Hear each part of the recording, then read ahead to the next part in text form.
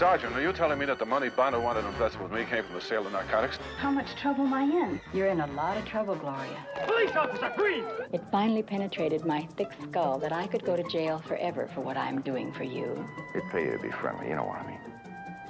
Yeah. Means you're a pimp. Now, there are about 400 other policewomen who can follow orders if you can't. What kind of a stewardess carries a gun? Who are you? That's not Gloria Hendricks.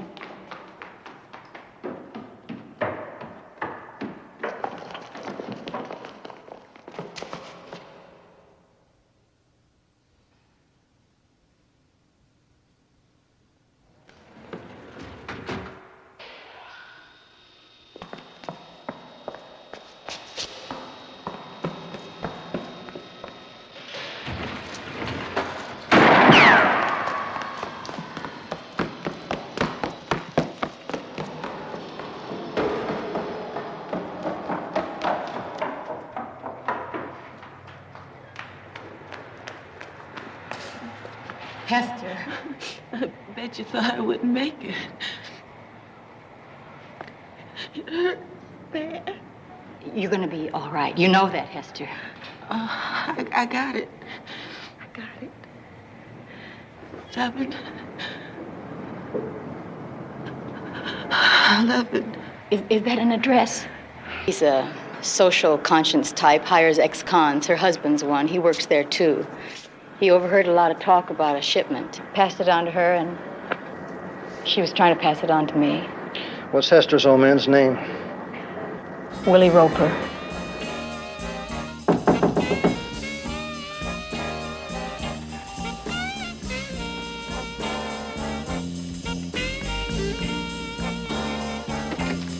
Yeah.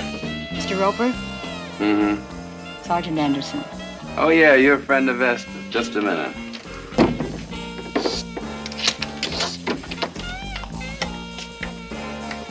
Investigator Joe Stiles. Investigator Joe Stiles. You must be a friend of Sergeant Anderson? Oh, this is a friend of mine. An old friend of mine. She came by to see me. Hester's dead. How? OD'd? Somebody shot her. I thought you'd like to know. Did they get him? Not yet. What about that information? What information? Hester phoned me that you overheard something about a shipment. She said wrong or you heard wrong, because I don't know nothing about no shipment. You sure about that? Try and prove otherwise, nigger.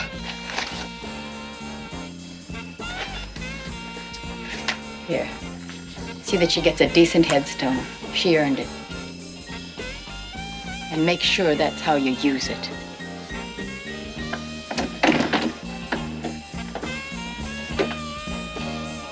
Man, she's a cold chick. I thought you'd like to know. Shut it, damn it, and pour me a drink.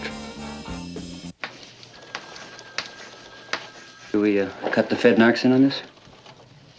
No, I don't think so. Not yet. I mean, it might not go. He could be here without the stuff this trip. He could be here just for me. You know what I was thinking? I thought I'd have Customs lay down a special search tomorrow. But not just his bags, everybody's. Good. Mr. Manuel Figueres, please report to the information desk. Mr. Manuel Figueres.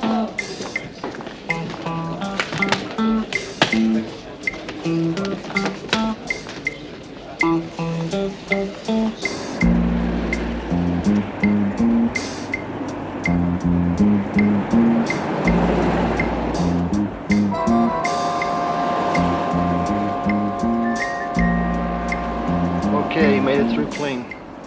You two take the point. Right.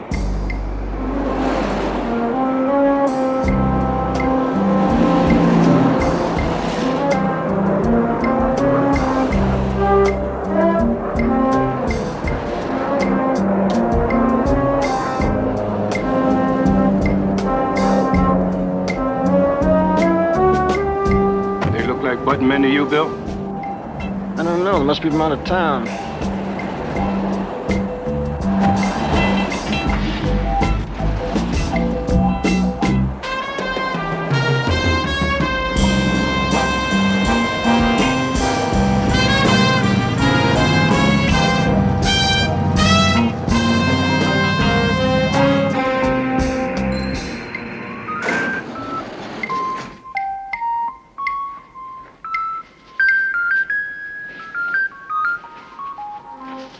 All right. Hold it right there. Against the wall.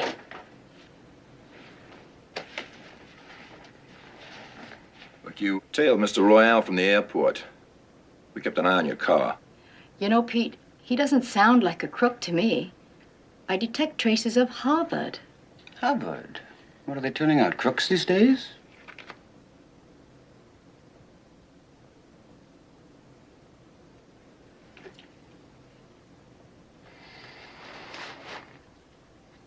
What were you doing? What were we doing? We were doing our job. Your fault. That's right, Fred, we thought.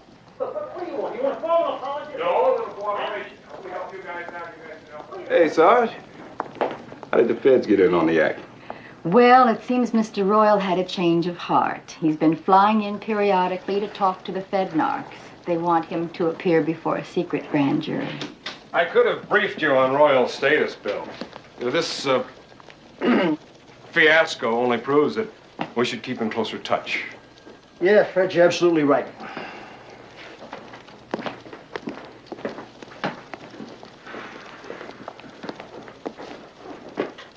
Do you hear what he said?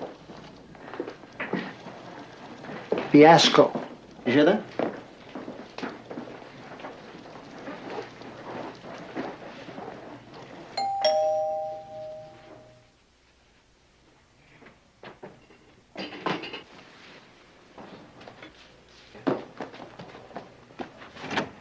Hi. Hi, Pep. Hey, Pep, we got your message. Want some coffee? Cream only. Yeah, 2 sugars. We've just been out checking the hypes, and they're happy hypes. All that good stuff just hit the streets. Hester called a shot. Well, I've been doing some thinking. It has occurred to me that there were other regulars on that flight besides Royal, Like who? like the crew. The crew. Well, why not, Bill? I mean, those cats just waltz through customs with all that good stuff. It's not that easy, Pete. Hey, maybe they just boogaloo through. All right, I never said it. Look, we'd have to put a tail on all 6 crew members. That means 6 squads. That's 24 investigators. Now, wait a minute. What do we need 24 investigators for? Why not just 1 to start with? Who? Pep, it's not a bad idea. I mean, what do we got to lose? What does he mean, we?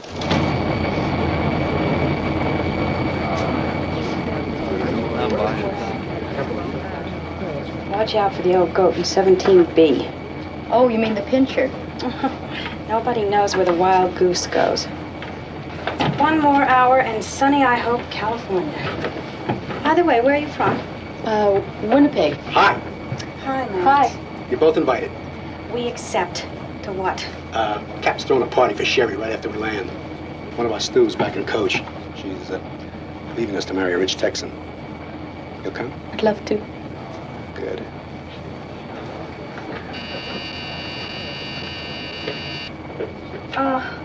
17B. Uh-oh.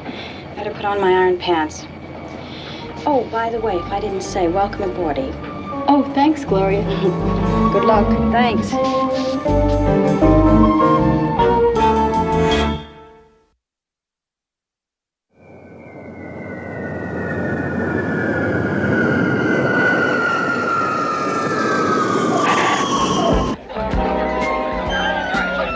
And a ginger ale.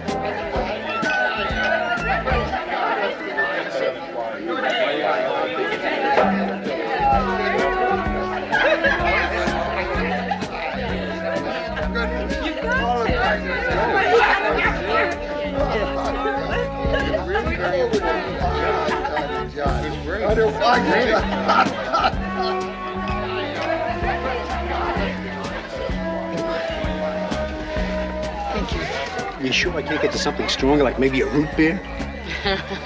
This will be fine. Chin chin. Let's not forget the rest of the anatomy. Oh, here comes Gloria. Hi, troops. Having fun? Well, we're building to it. Lots of it. Honey with the daydreams. Wrong. I only dream at night. night. Hey, how about a drink? No, I don't think so. I don't really feel like partying. I'm getting this migraine.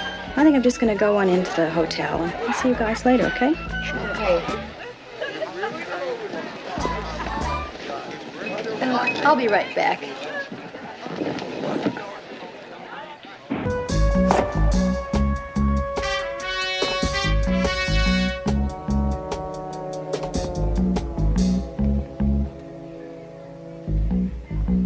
Gloria, I want to talk to you. Mad being a latch? I'm a police officer. I want to see what you've got in the bag. You crazy? What have you got in the flight bag? Nothing. Nothing. See for yourself.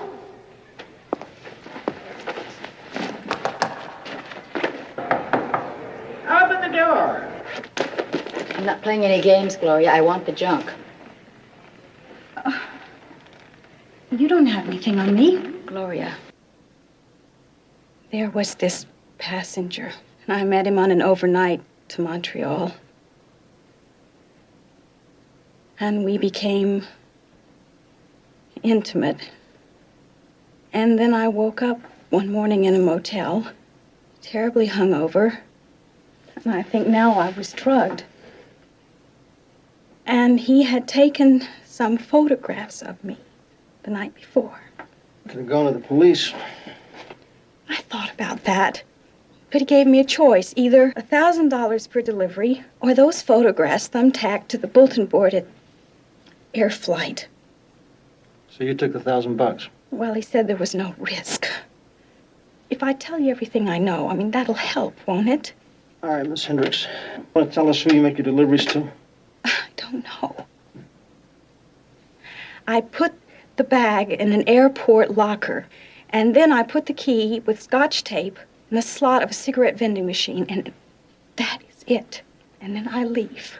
You mean you've never even seen each other? No. Come here.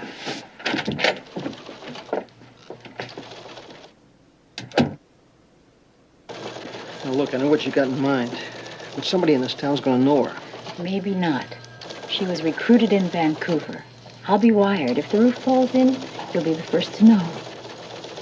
Okay.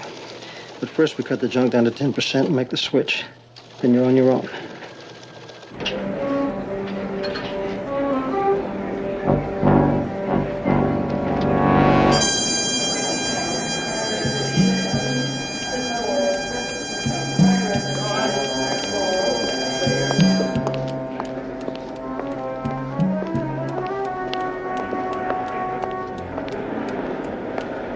Cathay Pacific Airlines Flight 29 is ready to board at gate 32.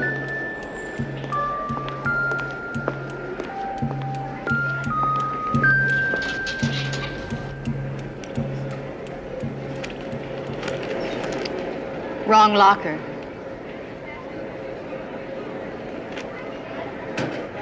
Key to the right one will cost you $10,000. Who are you? You know who I am. Listen, I'm just a messenger, man. I don't have any $10,000. Oh, I'd stay put if I were you. I guess there's no point in it, all right. If I don't show with the goods, they'll think I crossed them. Why don't you just tell them to give me my 10,000? Is she weird? 2 guesses. It's not that easy. It's only one way to contact them. Show me. Okay, come on. Will Mr. Orman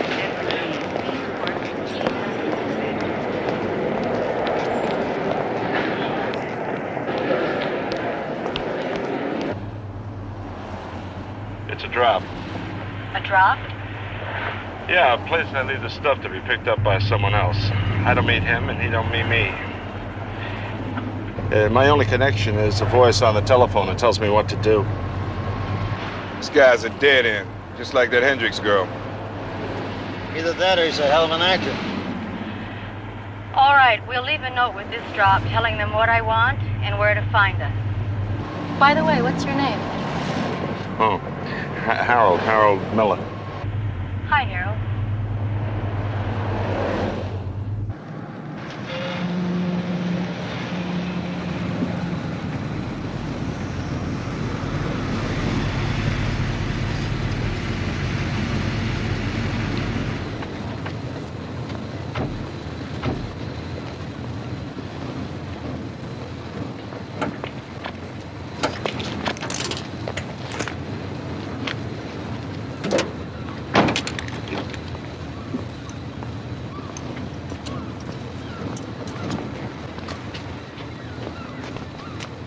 Where do we meet? I said we'd be on the terrace.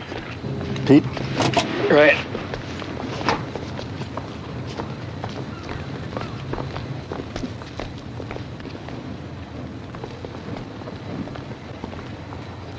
You're married? Oh, this? No, not really. My wife left me. She took the kids. What happened? I got into this trouble. Began to blow up. Too much. I couldn't tell her about it. Guess she thought it was another woman. What was it? What it always is, money. My partner and I, we had this little factory. This marine equipment. Things started to fall apart. Started to go under. We needed bread bad, so I borrowed from this loan shark. Dumb. Dumb. Yeah. Well, what do you know?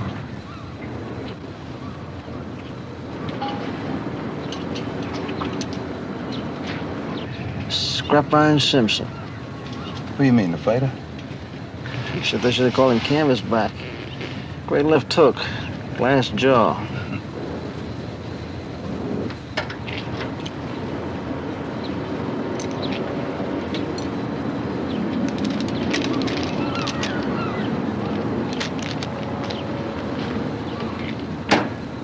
$25,000.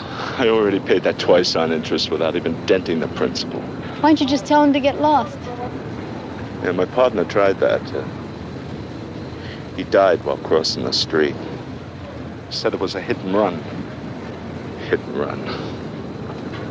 A couple of weeks later, I get this phone call. They told me if I run this errand that they'll forget the principal. Look, I want some friendly advice. I mean, you don't know me and I don't know you. Forget the money. Get out of this. Get away. It's a nightmare. And tomorrow's a blur. Maybe.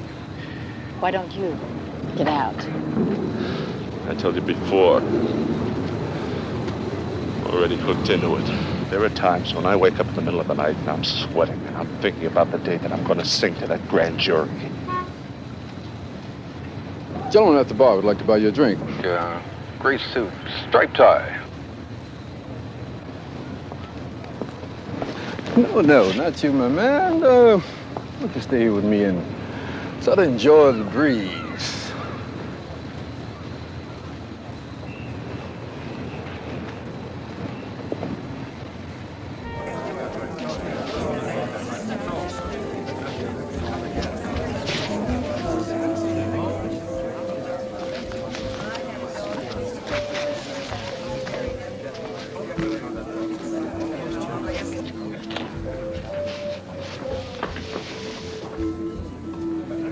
Gloria.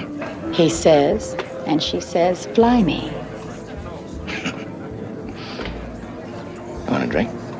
No, I'm here on business. What can I do for you, Gloria? You can listen to me very carefully. It finally penetrated my thick skull that I could go to jail forever for what I'm doing for you. So I decided I might as well be hung for a sheep as a lamb. You're trying to rip us off, Gloria. Not at all. I think somebody's gonna do it. You're forgetting about those pictures they took of you in Vancouver. I understand they weren't exactly art studies. Well, why don't you have a set made up for each of my friends and an 8x10 glossy for my mother? You put me on. It pays to advertise. Well, you sold me, Gloria. Well, that was just the come on. Now I've got the real good stuff for you. Yeah, come on. The junk comes from Marseille. I could transfer to Canadian overseas. My boyfriend figures that somebody like you and I could make the pickup at the source and eliminate the middleman in Vancouver. I got a suite here. Let's go there and talk this all over. Love to. Yeah. After I get my money. All right. I want you to stay right here. Don't go away.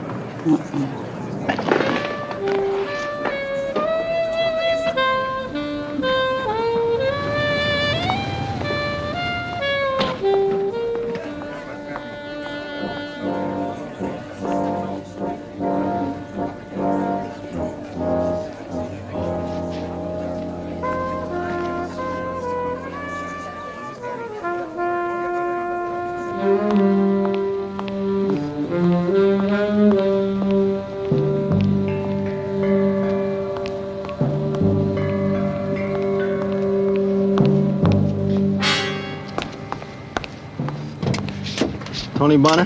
Himself.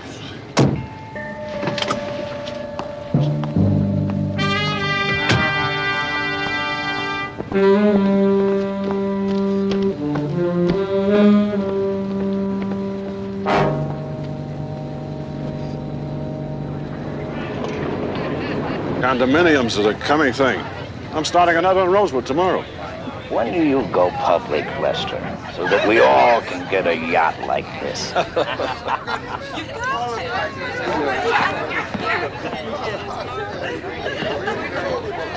Oh, excuse me, will you, Judge? Certainly. Have a good time. Yes, thank you. Nico.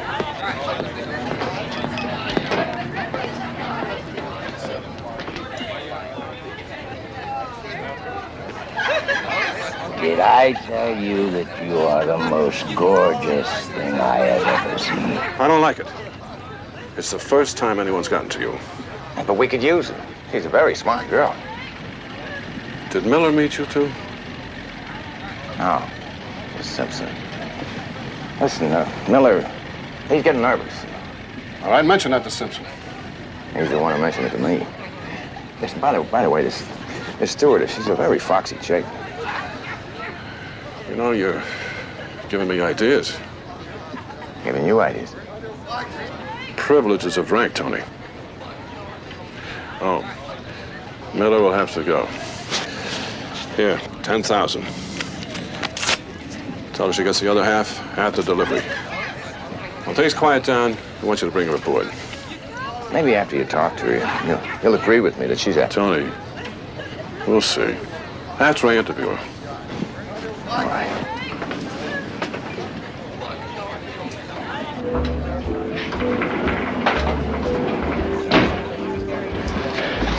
It's all set. Meet you out front in 2 minutes.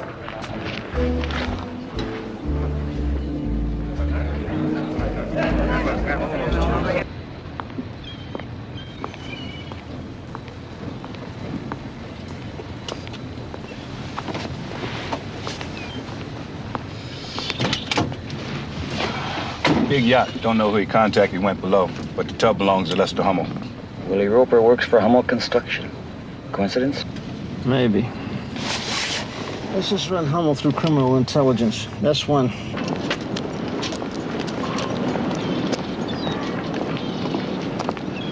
Okay. We'll be right behind you. Aren't you forgetting something?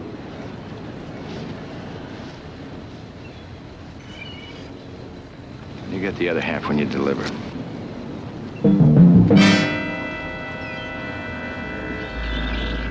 What kind of a stewardess carries a gun? Who are you? Don't hurt her. Oh, my God! Hold it. It's mine. Oh, you ought to thank me for making him put it in my purse. It was making a bulge in his sweater a cop could spot a mile away. What if I got busted or something?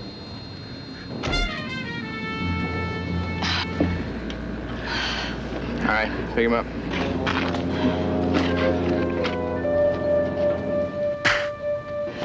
That's for messing up my hairdo. I'm sorry. You should be. Later. Maybe.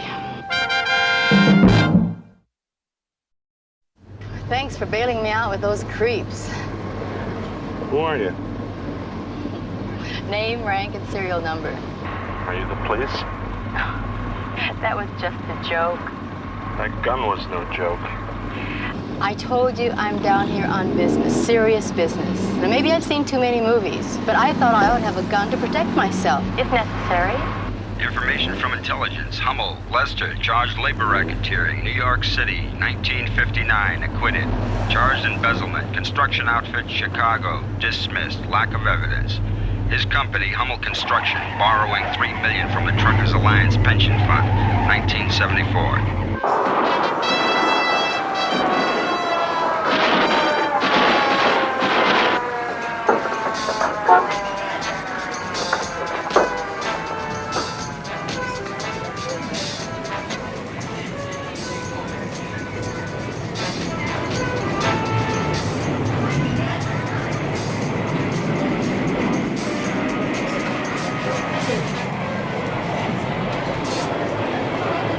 Trans-American Flight 101 from New York City is now arriving at Gate 14.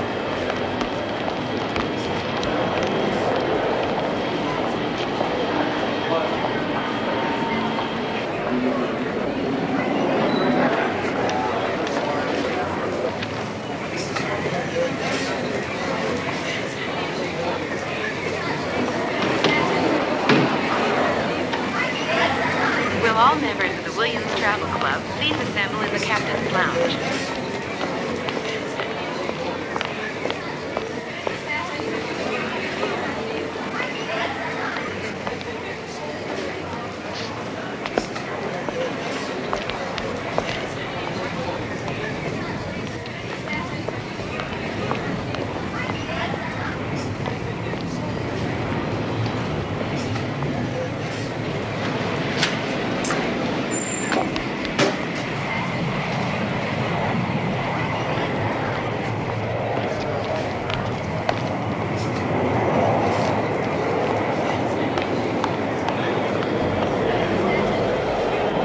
Mr. Joseph Stiles, please report to the information desk. Could you wait here just a second? I have to get some tissues.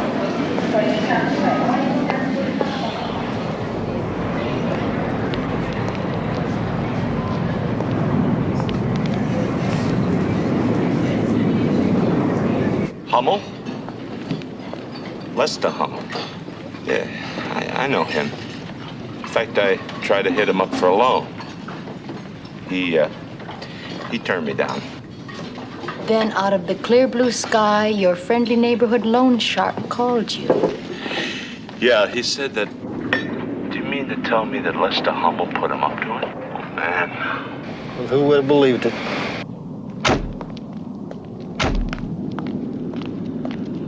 How do you know all this about Lester Hummel? I did my homework. I take it from here. You two go with him. I'll meet you later. Give me this. Oh, no. This deal is strictly COD. Until I'm paid, I stay with the merchandise. Give me the keys. Come on. Thank you.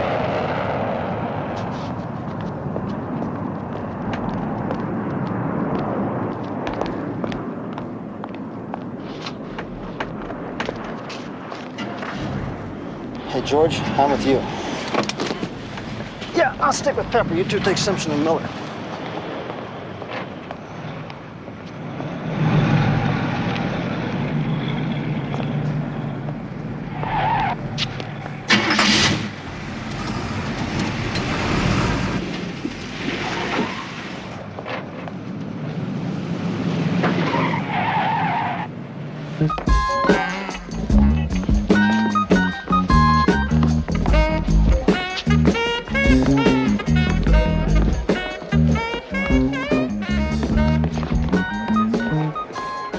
What do you have? You got a clean glass? What are you, a health nut? Give me a bourbon and branch water.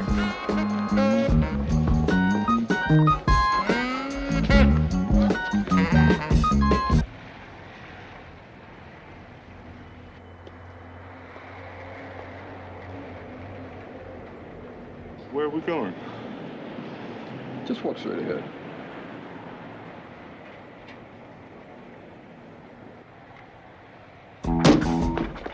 Hey, he's going to dust you.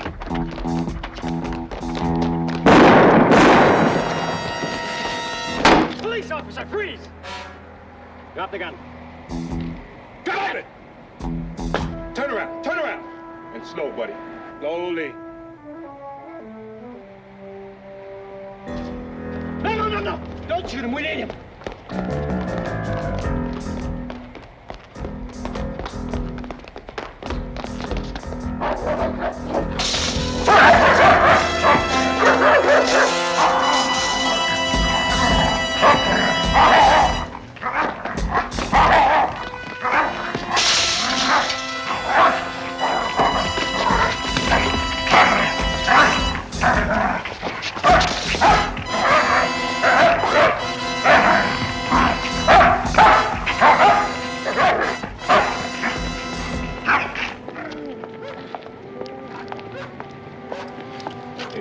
Better call an ambulance.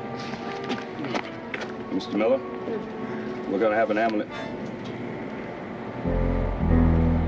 Hey, Pete, better make that the coroner.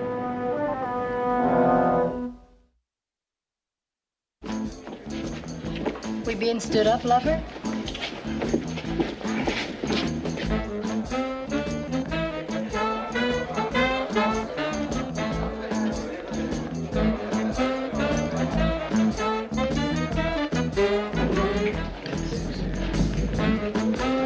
Give me a shot of tequila. Make beer.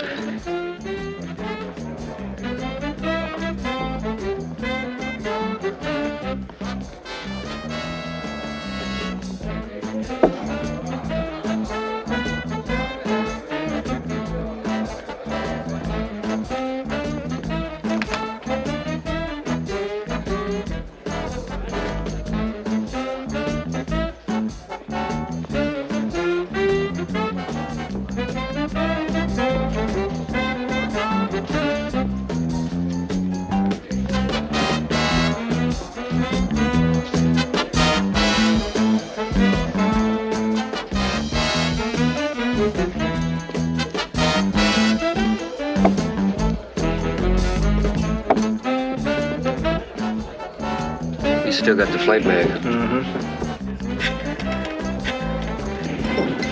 Joe, see if he stashed it in the head.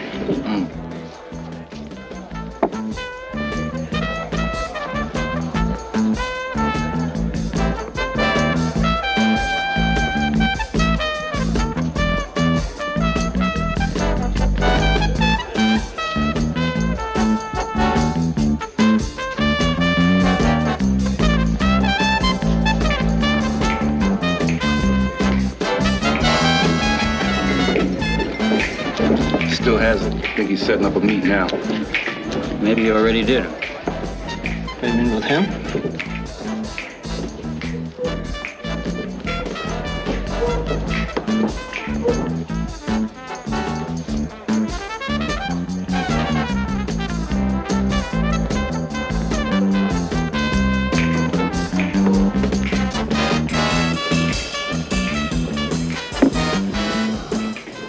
Let's go. I got bad vibes about old Mustache there. I think I'll hang out with him. Hang tough, drop a dime when you get a chance.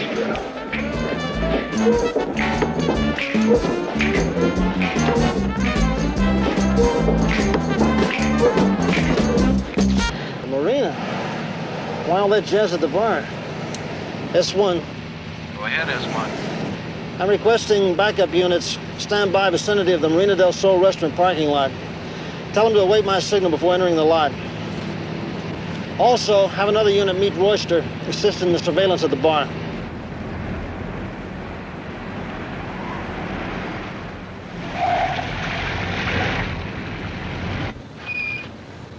Where to now?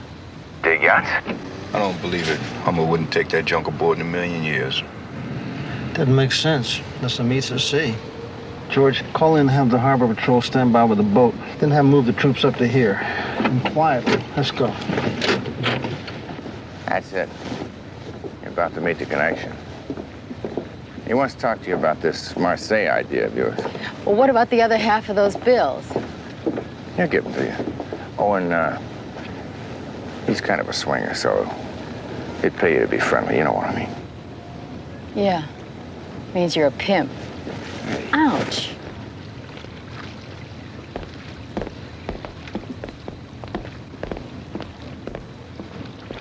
Guests coming aboard.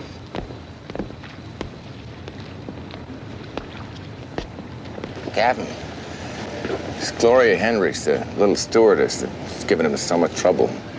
Well, she may be worth it. Nice to meet you, my dear. You're a beautiful young woman. The word is determined. I know you want to talk about your Marseille idea, but you've had an exhausting evening. Now, why not go down below to my cabin, freshen up? I'll be down a little while, and we'll talk.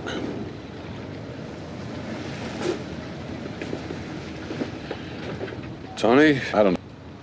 I'd appreciate your uncuffing my mate.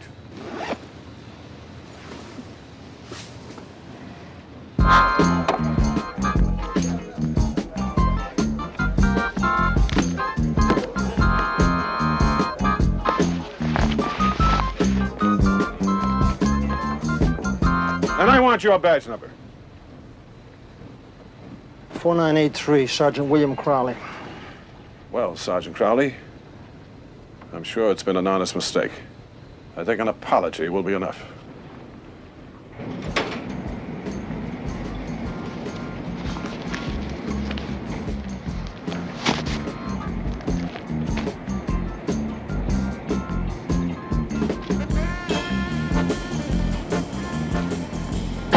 Police officer, I want to talk with you.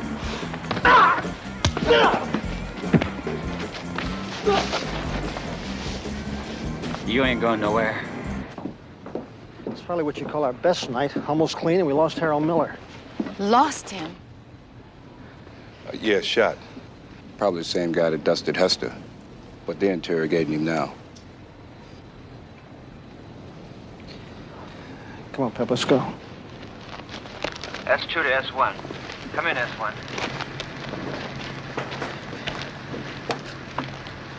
Yeah, Pete. Sergeant, are you telling me that the money Bonner wanted to invest with me came from the sale of narcotics? Well, that's shocking. That's a terrible thing. Does that mean the sergeant doesn't have to apologize? I'd like to search your boat. All right. So there's no further doubts. You want to search? Be my guest. Let's humor the little lady.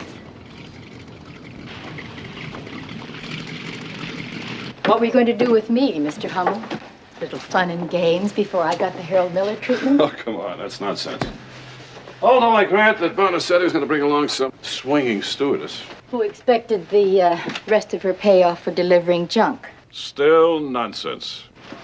You thought with your big yacht and all your money that I'd succumb to your manly charms. Bill? So what? Some torn bills. With serial numbers, how unpleasant for you if they match those that Bonner gave. That was an illegal search. Oh, that was perfectly legal, man. You gave your consent. I can even quote you. Be my guest. Let's humor the little lady. I just didn't know you had that much humor.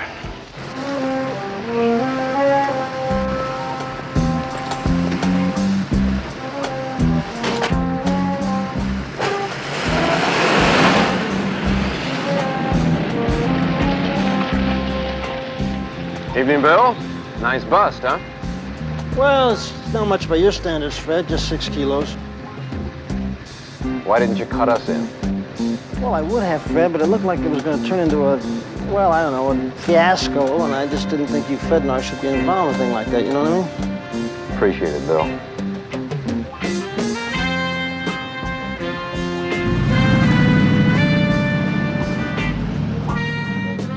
Honey with the grin.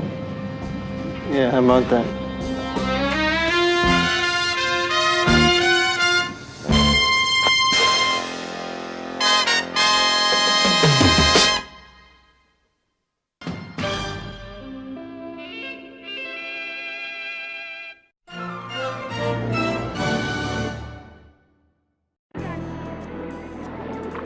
Why doesn't he split? No, he's much too cool for that. A little switch. Just so the bad guys win in the end. The man marked D for David. Uncle Luigi says he's the one who posed as the FBI man. What do you mean my husband and I are being impersonated by 2 police officers? You people have got a lot of nerve using our names I on know. some kind of Look, it's not easy to explain. Listen, I'm going to tell you something now you never thought you'd hear from these lips. Yeah? Go put your clothes on. Eternal rest grant unto him, O Lord, and let perpetual light shine upon him. May he rest in peace. Amen. And may his soul and the souls of all the faithful departed, through the mercy of God, rest in peace. Rest in peace. You know, if I didn't have this arthritis, I would be down there helping them to carry them out. Sure know you would, Uncle Luigi. It's the least I can do for him. I owe it to him. You know why? Because when I was wounded in the trench during the Oregon offense, who do you think carried me? Mr. O'Malley. O'Malley. Uncle Luigi. Yeah? Why did we sit up here? Why couldn't we sit downstairs with everybody else? Because that's where O'Malley and me used to sit every Sunday. You mean right here? Whether we need it or not. Don't you? What a night. I'll never forget it. I thought we would never make it. But we made it. We beat those Huns, I'm telling you. Uncle Luigi, you sure you don't mind that I can't go with you to the cemetery, huh? I gotta get back to the office. I got a lot of work to do. Don't worry, don't worry. That's all right. O'Malley's his son-in-law, Silverstein. He's a Dr. Silverstein. They tell me he's a very good doctor, you know. He's a big shot. He said he's going to take me to the cemetery and then to my house. Good. I said, the car. Did you see that? That's no car. It's a living room. It's a fantastic looking thing, you know? It's great. And this way you don't have to ride with me. Ma che dici? Che dico? Tu lo sai quello che dico io. Huh? You think I'm going to have a nephew talk to an uncle the way you talk to me? What are you talking about? You want me to retire in an old fossil house?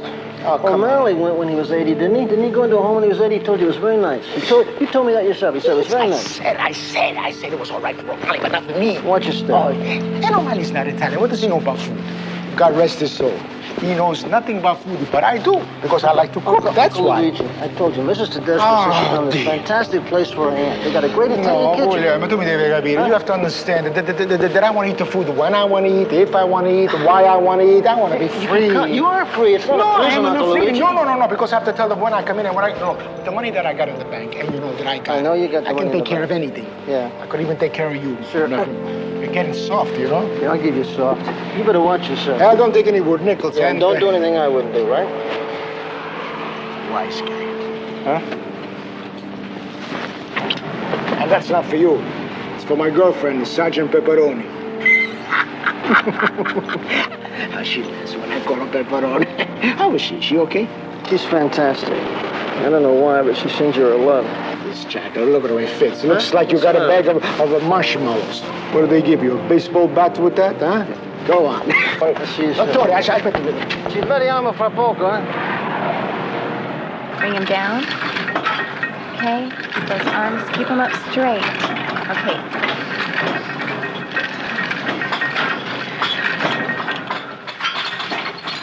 I'm sorry, sir, but males aren't permitted in this section of the spa. It's okay, Daniela. Sergeant. You're looking for Pepper Anderson. Yeah. Thank you.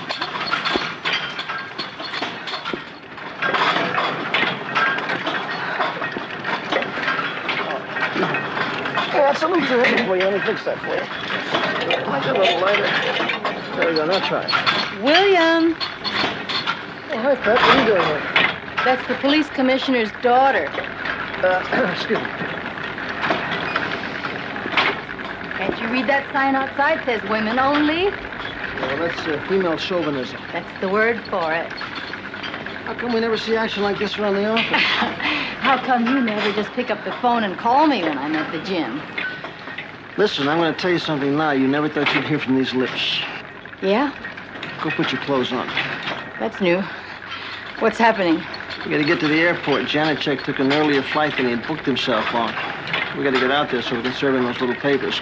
Let's go. I haven't been on the vibrator yet. That reminds me, Uncle Luigi sent you a little something. What? Excuse me. He asked you to do that? He sends his love. And you think he's ready for the old folks home? All your horses. Every time I make a cup of coffee, somebody's always ringing the bell. Yes, just 1 minute. All right. Yes. Mr. Louis Concetto? Yes? Charles Franklin's my name, FBI. FBI?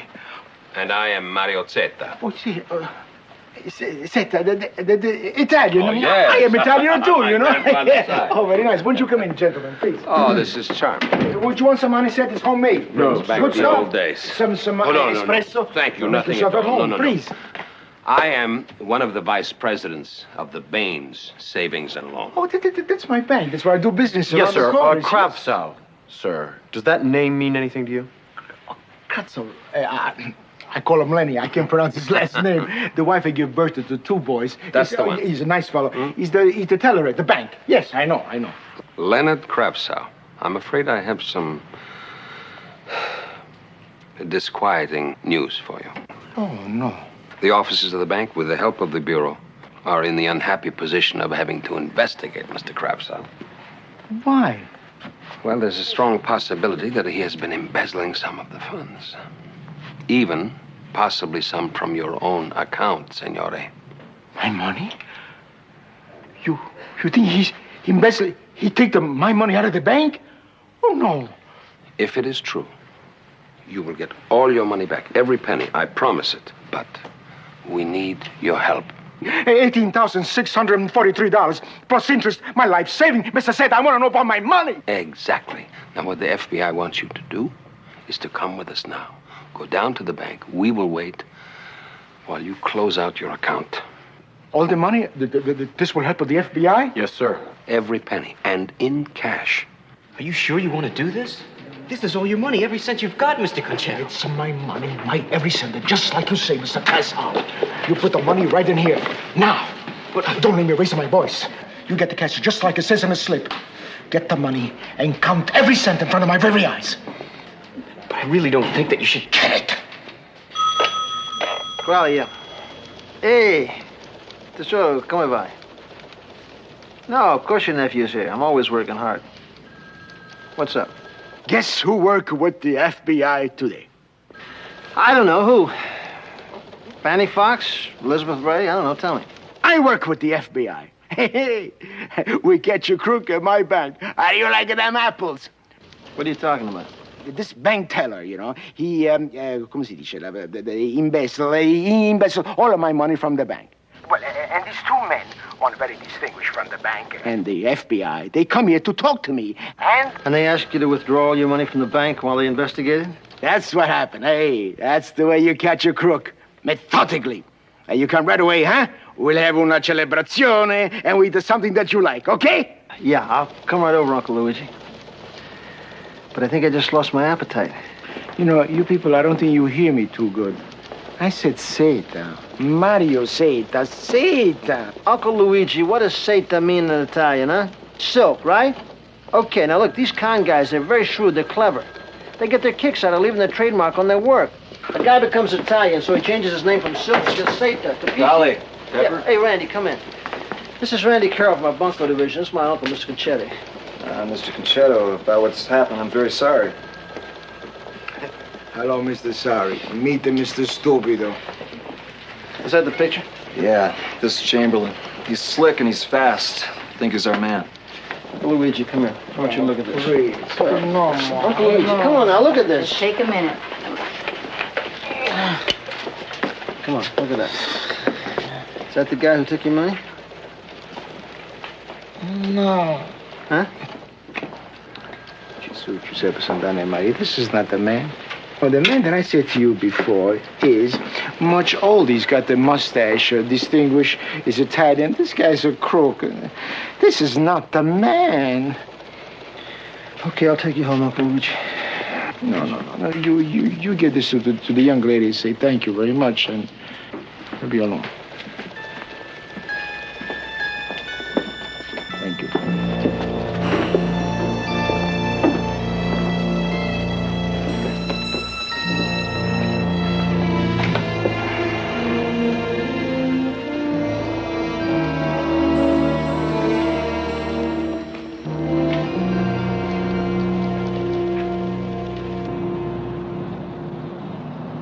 Crowley, just got word from intelligence. It's working.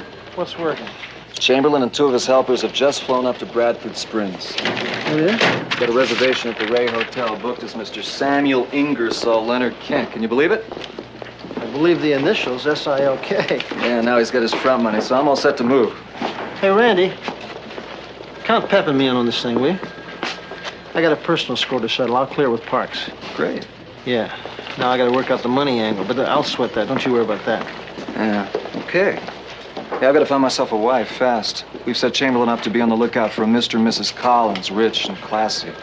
Rich and classy. What about Mary Lou up in R&I? That's a classy type. No way, she got a husband. I was kind of thinking of Kate Lindsay, Works Vice. You know her? I know her. Pretty girl. Very efficient. Yeah, very efficient. And pretty. And single. Yeah. Single.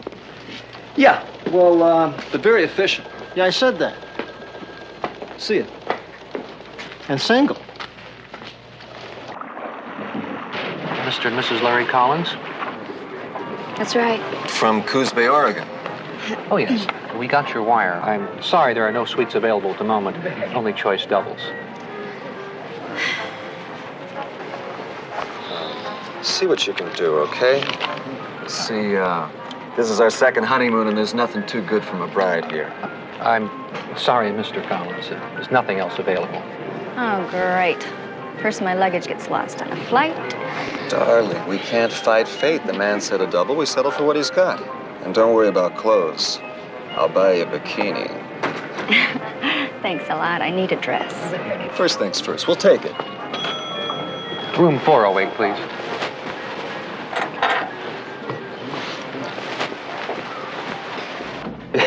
Yeah, you heard me right, Glenn. I said 1,000.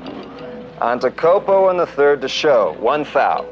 Pepper, don't take so many shots. You're wasting film. I just got 1 row left. Well, why didn't you buy some more? I didn't have my credit cards with me. They wouldn't take a check. What, you stopped borrowing from me all of a sudden? You, I gotta pay back. Enjoying your lunch, sweetheart? You seem to be eating quite a bit of it. Chocolate Bavarian pie is on my diet. Cute. Okay, Glenn, 4th race. You ready? Another 1,000. Let me see. You don't care how you waste the department's money, do you, kid? Hey, Randy, I forgot to tell you. We just got the word we got the full cooperation of the Bradford Springs PD on this thing. Hey, great, Glenn. Hey, that sounds like another real winner. Yeah, another 1,000 on that, okay? To win. Okay, now, 6th race. Yeah, brass monkey to show, okay?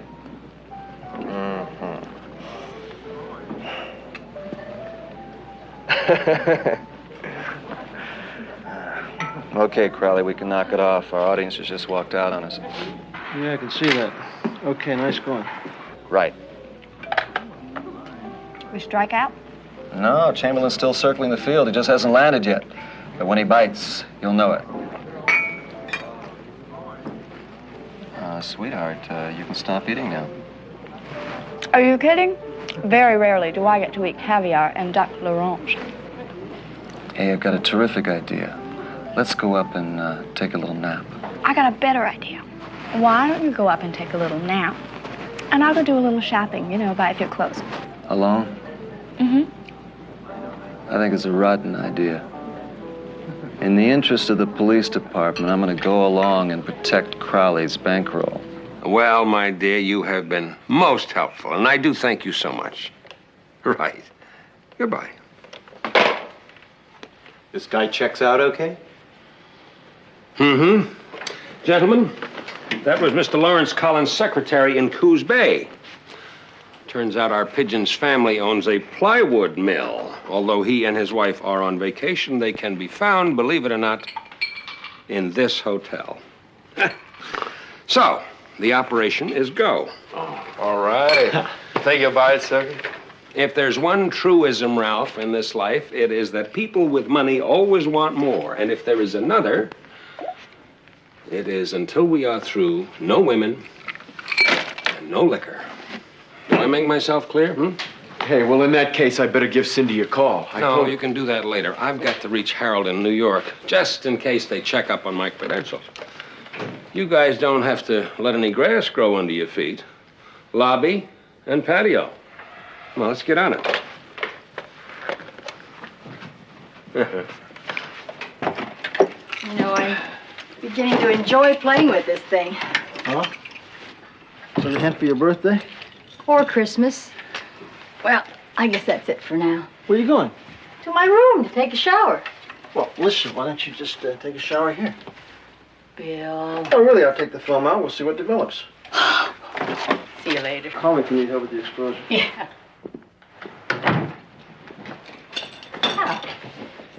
You dropped your key, my dear. Oh, well, thank you. You're very kind. Don't I get a reward or something? Maybe a drink, you know. Maybe later. But you said I was very kind. You're kind of getting on my nerves, giving me the key. Take it from me. Come on. Take it from me. Take it from me. Come on. Give it Come on. to me. Come on. Take it.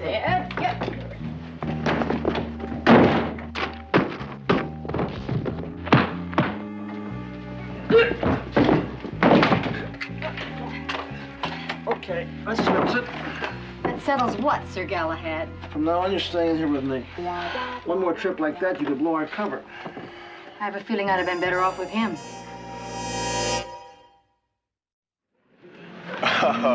Riley's really gonna be knocked out by this. $224 for a dress. Well, I had to have something to wear. Besides, if he finds my suitcase, he can take the dress back.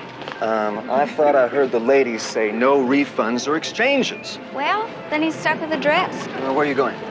Sweetheart. What are those? Oh, sorry. Well, I thought in case I couldn't sleep, I'd have something to read tonight. Couldn't sleep. But we're on our second honeymoon, remember? In that case, you can read to me. Terrific. Just terrific.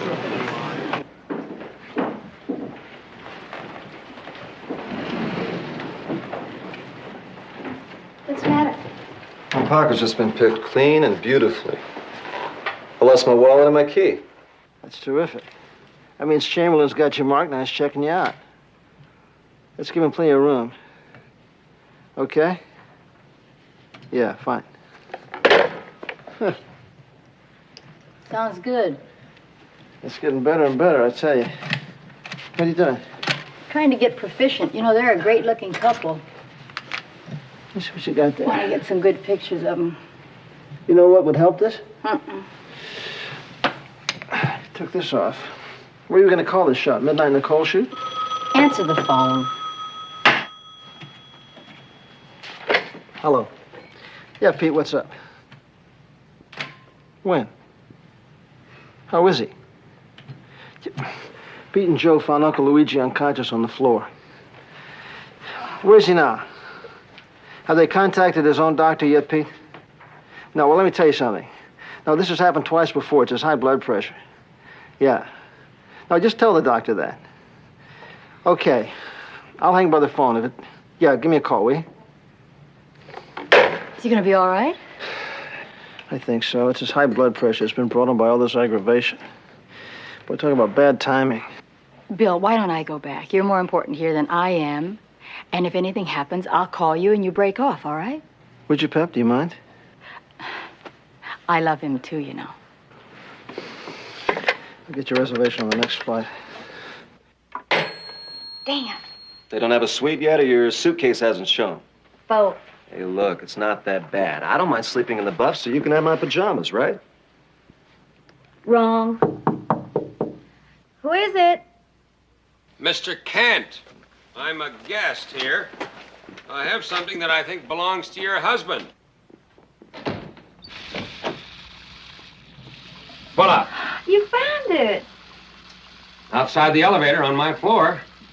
I, of course, have to admit, Mrs. Collins, that when I realized it belonged to the husband of that gorgeous lady I saw out by the pool today, well, I wasn't going to let some bellhop return it. Besides, he might have been a little bit too greedy. Oh, it was very sweet of you to return it yourself. Darling? Darling? What? Mr. Kent found your wallet. My wallet? Well, sir, I certainly thank you for I hope this. there's nothing missing. No? Gee, let me tell you, Mr. Kent. Oh, please, please. Samuel. Samuel. Hey, I really appreciate this. I mean, not too many people will go out of their way to do what you did. You know, make the effort to bring it back intact. Tell me, sir, what is your favorite restaurant in town?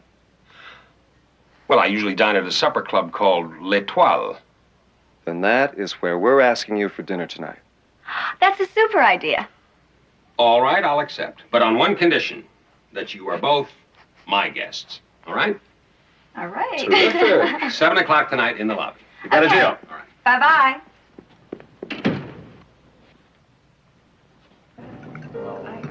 Larry's work? Mm-hmm. Well, I guess you could say that he's the president of a large family mill. Try one of those. You'll just love it. Ooh, looks good. But just between you and me and the champagne, his kid brother does most of the work. The dummy loves it. And you too. What do you love? Traveling. The world, you name it, we've been there. I mean, it's fun and educational. And you get to meet the most interesting and attractive types, like you said. Oh, thank you, ma'am. But I should say about Larry, he's very bright in business, too, you know. I mean, innately, he likes a good thing. Larry, you son of a gun, you. You certainly did marry an attractive girl. Oh, don't I know? Well, thank you both, gentlemen. I'm afraid I've just been telling Samuel the story of our lives. Well, how about you, Sam? I mean, what do I do? Mm-hmm. Well, I'm on the finance committee of Coast and Southern. We check out small businesses that seem to be going under. With our resources, we're able to buy them up. Then we announce a large capital investment in each of these little businesses. When the stock goes up, why, we sell out. They're probably setting up the rag gambit right now. I'm sure they are. Ragam. Hold it, guys. We lost Katie. That's an updated version of the old big con known as the store. See, the crook goes out, he'll run a store. He'll even run equipment, set it up to look like a small branch of a large, legit organization. Then they hire local crooks, and they'll pay them to act as customers. Yeah. Pepper. Oh, good news, Bill. I just talked to the doctor. It was a combination of high blood pressure and, as you said, aggravation. But his blood pressure is nearly normal now. He's okay, then. Well, he pinched me twice so far. Then he's fine. Would you get that old faker out of bed? Incidentally, they hope to be able to send him home tomorrow. Okay. Yeah. Yeah, just watch yourself. Sure. Bye-bye. That was Pepper. My uncle's okay. Ah, that's terrific. It's getting a little late. You two got a heavy day tomorrow. What do you say we all hit the sack? Hold it, Anxious. Give me about 20 minutes. Thanks, Crowley. What did I say?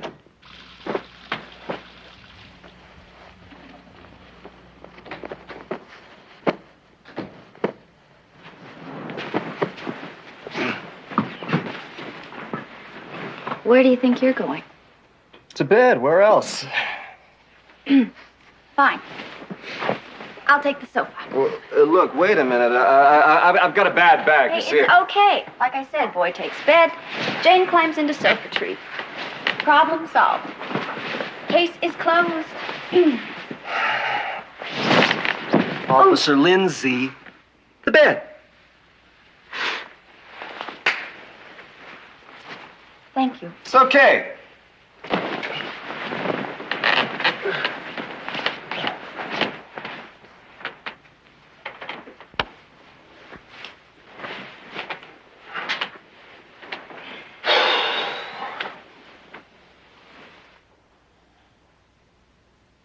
Good night. Night.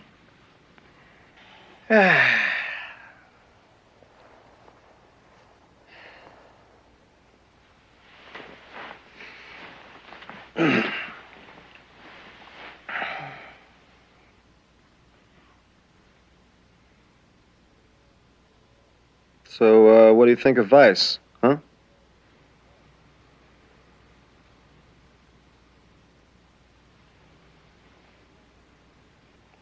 Is that a professional question? Considering the circumstances, yeah. It's okay.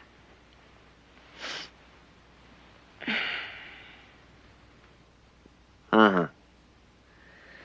Yeah. Oh.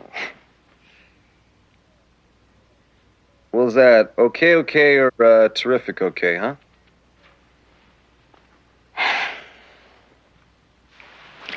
Look, if you like busting pimps, which I do, it's terrific, okay? I'm really tired, Randy.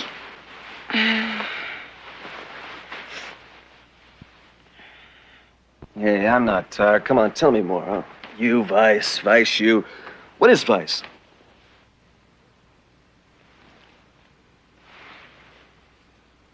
What is Vice? Okay. What is Vice? Well, you get to meet the most interesting people in the most exotic places, standing on street corners, sleazy bars, hanging out of windows, the candy store. You know, like that. Oh, Bunko isn't like that. Mm-mm. No, Bunko is people. Watching people. Old people, young people, some smart, some not so smart. But all of them vulnerable. And all of them being conned, swindled. Sometimes their entire lives are broken. Like crooks. Con artists who can only be caught by matching a cop's wit against theirs. And so one day I decided to become one of those cops. You know what I really missed tonight? My teddy bear, you know, something nice and soft to cuddle up against. Good night, Smokey.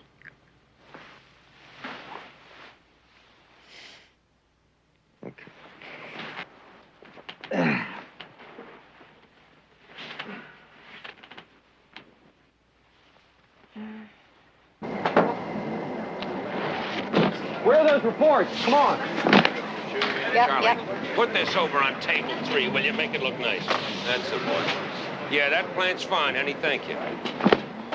All right, sweetheart, we got to get those dungarees in the back, I think. Finish this up and let's go. Larry, please, I can't have ladders here. Let's go. They're going to be here any minute. Ralph, check on it, will you? They're coming. They're on our way. Okay. All right, everybody. Here's where the fun begins. Places, please. Just like the old days, let's have a good time. Okay. All right, Now, what about that? I don't buy it. The plastics outfit is looking good. The plastics outfit. Yeah, but we only had a report on them yesterday. What how much was it? 40, what was it? How many? It was, No, but look, right up there, you can't... Excuse me. Oh, wait a minute.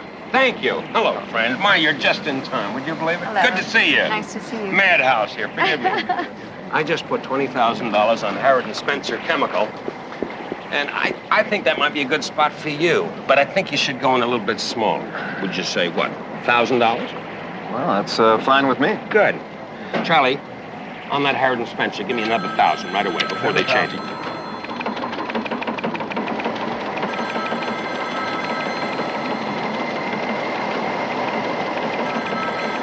Wow, this is incredible. Hey, look. It is incredible. See that last little clickety-click over there? I just made myself $40,000. And you, my friend, are $2,000 richer right now. Samuel, I don't believe this. It's true. I mean, I'm involved in a business myself, and I'm aware of a few loopholes here and there, but come on, man. This is a license to steal. Larry, No, honey, I understand how he feels. How come you're laying this on me? All right, I'll be honest and pragmatic with you. I've checked you out, Larry, both of you. You're my kind of people. I just happen to like you, that's all. And the bottom line is? I think that you and I could form a very healthy and profitable relationship. I mean, I don't know what the future holds, financially speaking, but it looks pretty good to me. Well, I don't know. It sounds honest enough and pragmatic enough, but I don't know. I tell you what, You and I will have dinner again tonight at the hotel, the three of us, and we'll talk about it. And if nothing comes of it, fine. At least I've enjoyed your company. Okay? Okay. Look at her. She's going crazy. Sweetheart. Come here. Charlie, give me something nice. I don't know, perfume, something good. Oh, the little lady wants to break into the business. Come on. 1, 2, 3, 4, 5, 6. Is that it? Okay. There you go. Thank you very much. Okay. Yes, may I help you? Yeah, we'd like a room, please. Mr. and Mrs. Lawrence Collins. Collins, and you're from? Coos Bay, Oregon.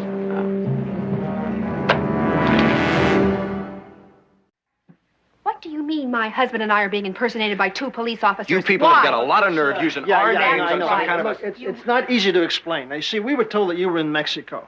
As a matter of fact, what are you doing at this hotel? Hey, listen, I called my office and I get a hold of this screwy secretary who tells me that we can be reached here at this hotel. So we hustled right on over here just to find out who we were. You see, it's a little complicated. Well, we're investigating a confidence racket. Racket? You mean you've involved us in a racket? I'm gonna call my attorney Larry. and I'm gonna sue nobody's everybody that's involved. involved with this Hold screwy it, organization. hold it, freshman, you're out of line. Randy. Randy, Chin up when you address an upperclassman, mister. Not for some second string tailback. I'm not gonna chin up. How you doing? Good seeing you, Larry. Hey, what are you doing here? I thought you were a cop. I am, and so's she. I'm the fake Mrs. Collins. My name's Kate. I must say, I'm impressed. Randy, would you explain to this guy, please, what's going on here? Yeah. You see, Larry, we needed a cover, and who could be better than my old college roommate? Everybody always said we looked like brothers, right? I mean, the rich Larry Collins, who could be a better mark for any con man? Since you were in Mexico, your brother gave us a go-ahead. Yeah, so that's why the dingbat said that we were here. Sure, now it makes sense. That's right. That's what we told her to say. Listen, is there anything we can do? Hey, what'd I tell you, Mr. huh? Collins, the best thing you can do is just disappear as soon as possible. All right, to put it bluntly. Hey, let me take it down the car, okay? You better greet that desk clerk. Thank you very much for your cooperation. Yeah. Come right back, Randy, will you? That's what I call a close call. What do you suppose the odds are against them showing up here? Oh, speaking of odds, Silky make you any money today? If this keeps up, I'm going to retire. You're kidding. With a wad like that, I'm sure Silky thinks he's got you hooked. When do you think he'll pull the string? And the secret is to get the sugar thoroughly blended into the rum. You see, that's what you have to do. I got that from this Scandinavian chef in Stockholm. All right. Hey, would you get that for me, please, Larry? Now, what you do is you ladle it very carefully. You don't want to put it on there too fast. Right even on each one, like Sam? this, see? Yeah. Long distance. Oh. All right, wait a minute. Miami Beach. Excuse me a minute. Yeah, I got it. Hello.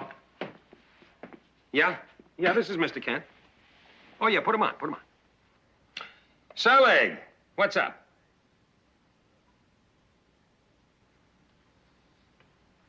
Well, they can't do that now.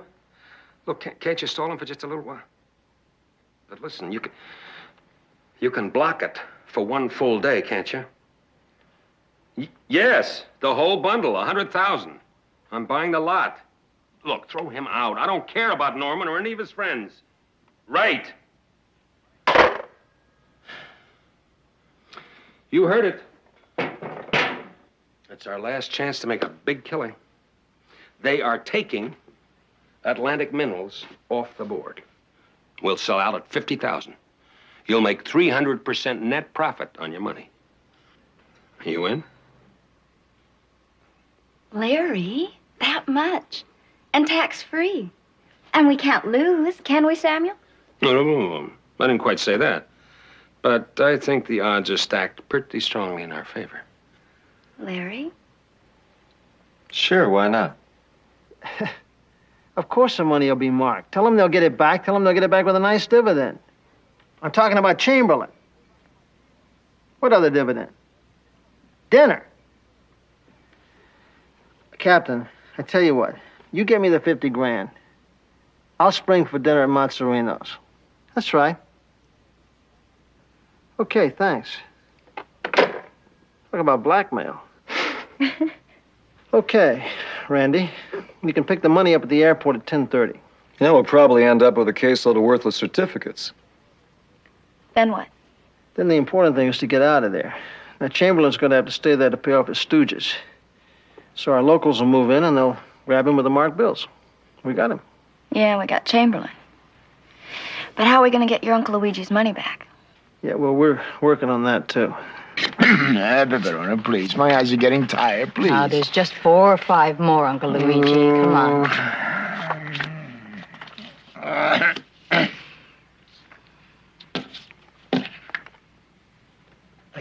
That's him. That's the fake FBI. That's the one.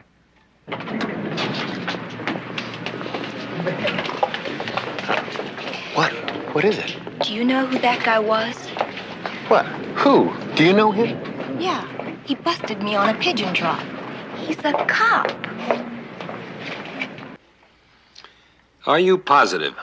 Cindy swears he's a bunco cop. He busted her once. Yeah, well, I think we're being set up for a tour in the slammer. Oh, now, gentlemen, let's not panic, shall we? Silky, if he's a cop, the smart thing to do would be to quit now. Mm-hmm. Maybe you're right. But, before we do, let's just review the bidding, shall we? First, why didn't the cops simply come up here and arrest me? I'll tell you why. We haven't taken a nickel yet. They've got nothing on us. All right. Second, then what are they up to?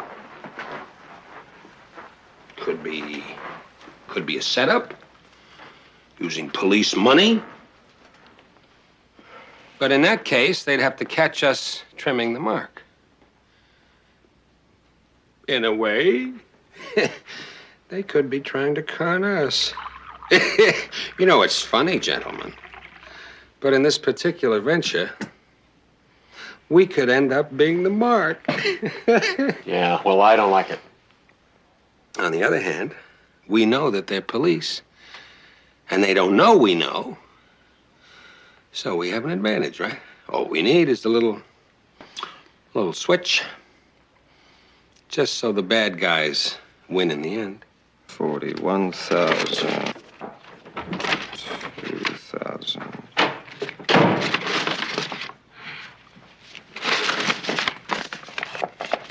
From Silky, I picked him up in his room. I'll meet you in the lobby.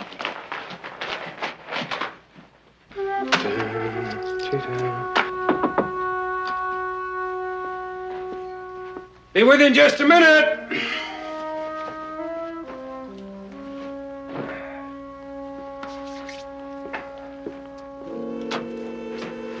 Hiya, Larry. Come on in. The New York board closes in half an hour. Oh, we've got nothing but time. Listen, I'm just going to get my jacket. Why don't you fix yourself a drink, huh? No thanks. Okay, then fix me one, will you?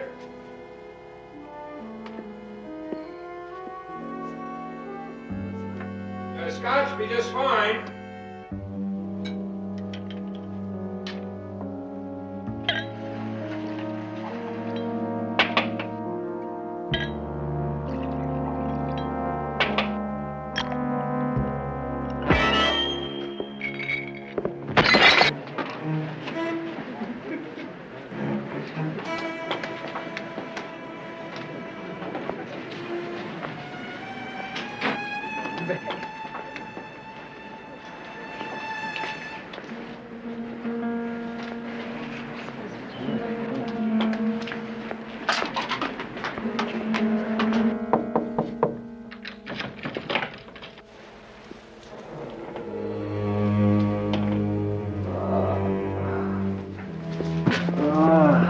Randy?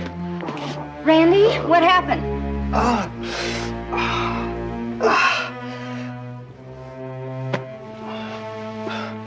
Oh, the money's gone. Where's Chamberlain? Oh, a million miles away by now. I don't know. You too, Larry? Oh, no. My money, it's all gone. What are you gonna do? Operator, Yes, this is Mr. Kent. Give me the police. That's right. The police, right now.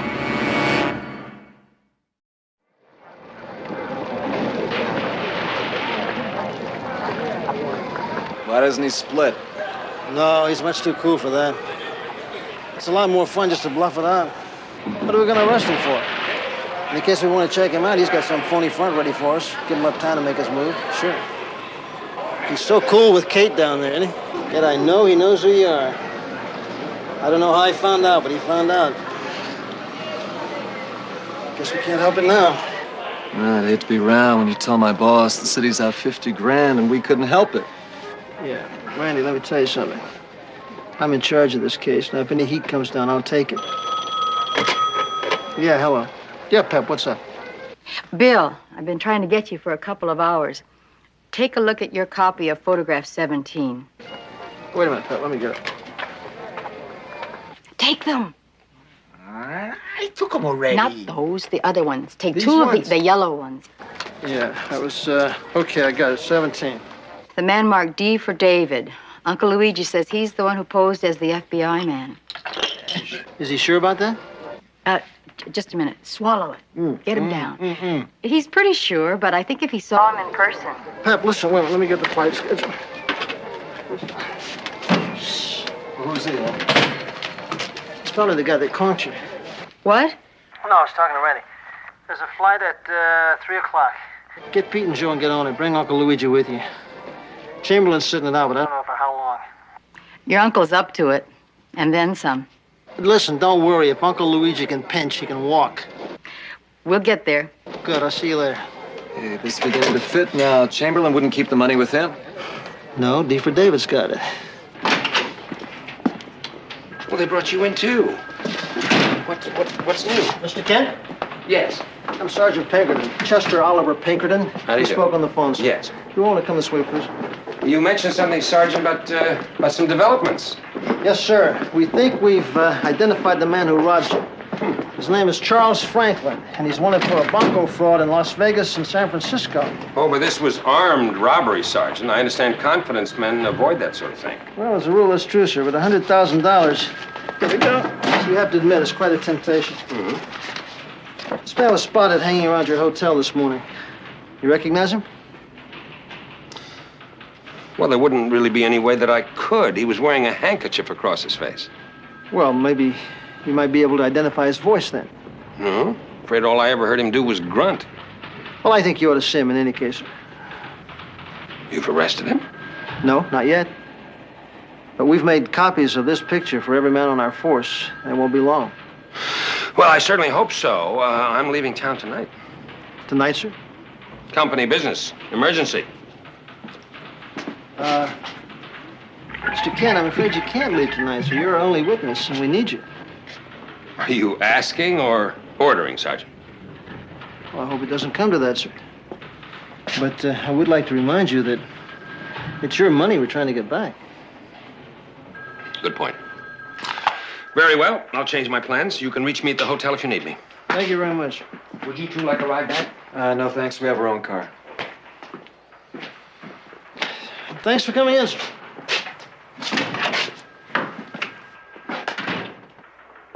Well, boys and girls, this is where the rubber meets the road. Jeez, about town. Starving to death.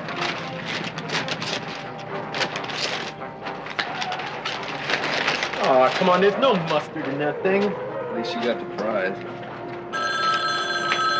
Who knows we're here? It's the boss. Hello? Oh, Silky. What? Rio? Hey, come on, we're leaving right away.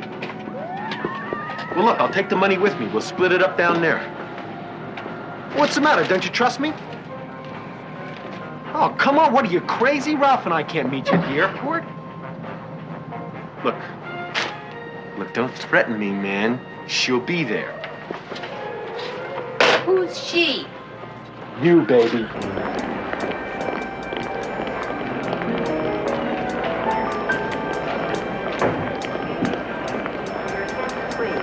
Flight 69. flight 69 for Miami. Now loading at gate 12.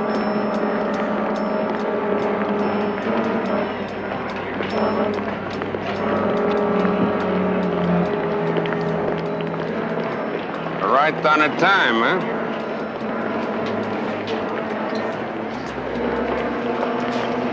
Okay, give me the suitcase. Hey, Smile, sweetheart. Don't you know me?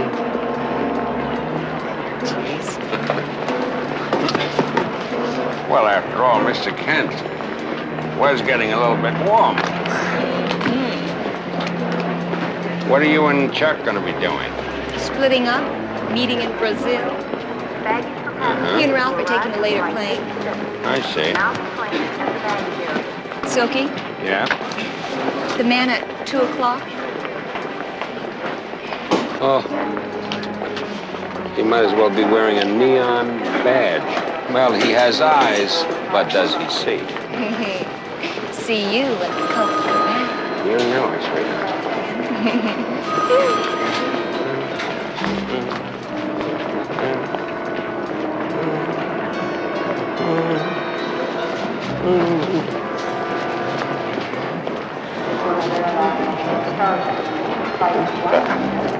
Excuse me. I beg your pardon.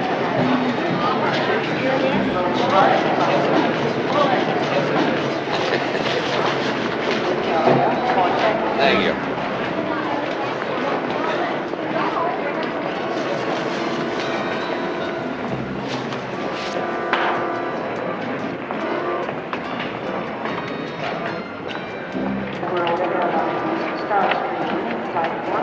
Rio de Janeiro. We have to check your passport. Everything is in order. Mr. Cedar. I'm sorry, sir. There's some minor technicalities. All Latin American passengers have to be checked again. Oh, I'll miss my plane there. It's all right, sir. We'll hold the plane for you. This will only take a moment. Right this way, please. All right. Oh.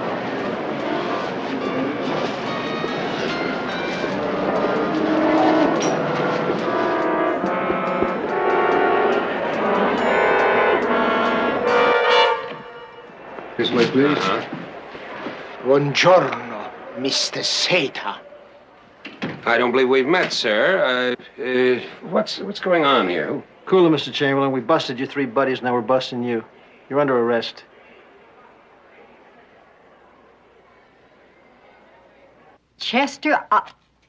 Chester Oliver Pinkerton. That's really the name you used? Look, I figured there was a little poetic justice to it. Figure it out. Chester Oliver Pinkerton, C.O.P. Cop. Oh, You got thank it? you, teacher. Let's get in and celebrate, okay? That's why I'm a sergeant. Here we go. Brandy? Get the wine press. I want to make Here a you toast. go. Okay, Oh, thank you. thank you. And what about me? No. Well, what about me? It's my vino, No, no? we haven't forgotten about you, Oh. Luigi. Here's your drink. And what's this? Cream soda. It's delicious. Cream soda. And what am I going to do with the cream soda? Doctor's orders, sorry. Okay, doctor, a doctor. If he was a doctor, he stops a man from having a glass of wine. But that's all okay, Chai. Look, I have something that'll make you happy. Get the envelope. All right. Yeah. Give it to him. Here you go. Here you go, Uncle Luigi. What is this, eviction notice? Open that. You know what that is? That's a check for your money. Awarded to you by the court from the monies recovered from Chamberlain and his friends. My money!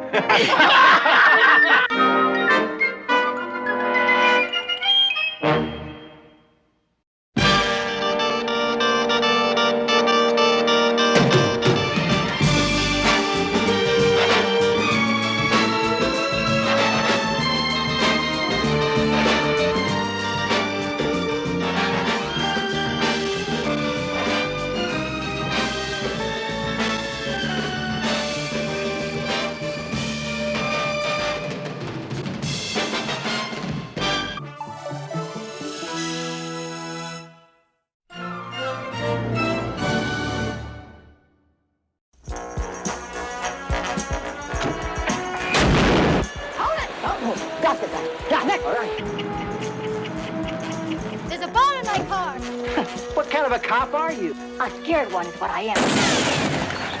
It was you, wasn't it? I don't know. Was it? A psycho? No, worse. No, I can kill you anytime I like.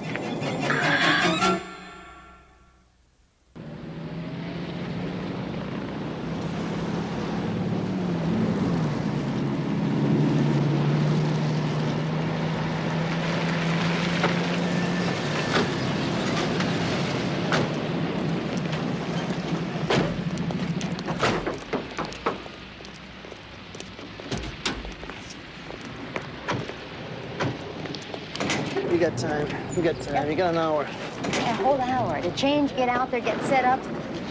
Ah, do you believe this day? I think if I did, I'd lie down and sleep through it. All right, follow me. Let's go.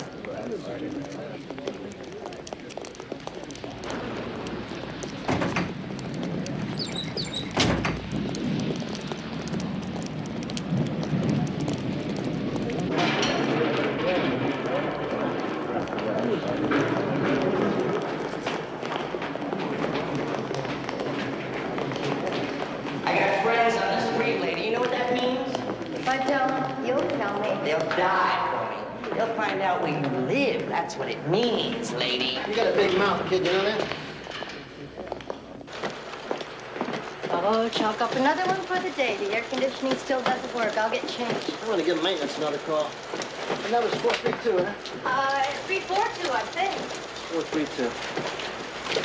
Yeah, this is Crowley. No, nobody showed up.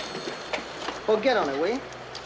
Listen, I tell you what we can do. We can just take off all our clothes and stand around naked, and then we can call in the papers and let them see what kind of conditions we're working under. Wait. This place is falling apart, isn't it? Yeah, okay. Pete, what's up? Oh, they don't want to spend the night in the lockup without air conditioning. I tell you what, you tell those punks. If they get too hot, tell them to breathe on each other. Yeah, then you and Joe get in here. Yeah. Now, we got that pier set up as soon as... Did you just cut me off? No, I didn't touch it. My phone's not working again. I'm sorry, sir. It's the rainy Yeah, season. it's a lot easier in the jungle. This is the jungle.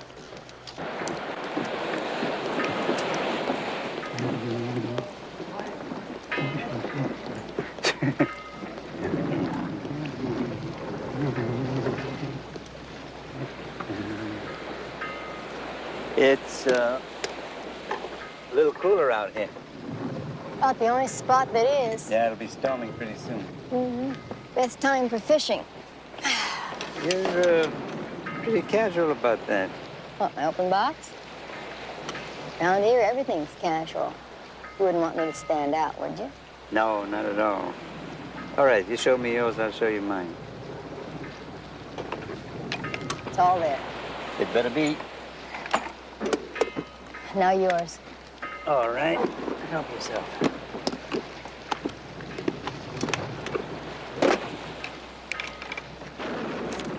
Same quality as a sample? Come on, I know who I'm dealing with. You don't have to worry. Look, friend, I'm not worried. I mean, I'm just the bag lady. If that turns out to be rat poison, I don't get hassle you till you get pinned to the ground, get fed to you with a spoon. You're a charming lady to do business with. Bye-bye. Good night.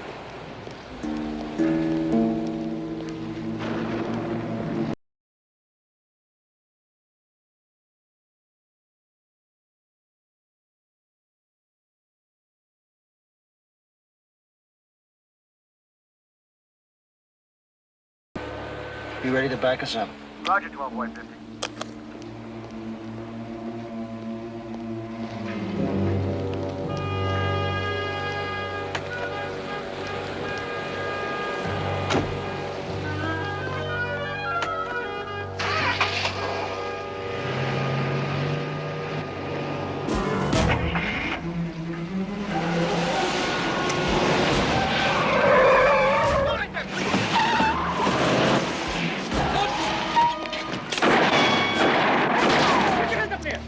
Put your hands up.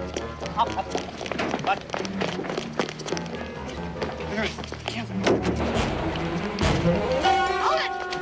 move. Drop your gun. Drop it. All right, all right. All right, come on, let's go. Okay. Let's go. Hold your back. All right. Let's go. We got it. You like playing cop, don't you? You're not playing, Como. We'll see. Meanwhile, do me a favor. Drop dead. You know what I was thinking out there on the pier? How great it would be just to jump in that cold ocean and stay there all night. Well, we can always go back. I don't have a bathing suit. I don't either. Let's go back. That's what I like about men. You know what they're thinking. You don't have to guess. What's on my mind right now? That you're glad today is over. Yeah, that too. You know what occurred to me?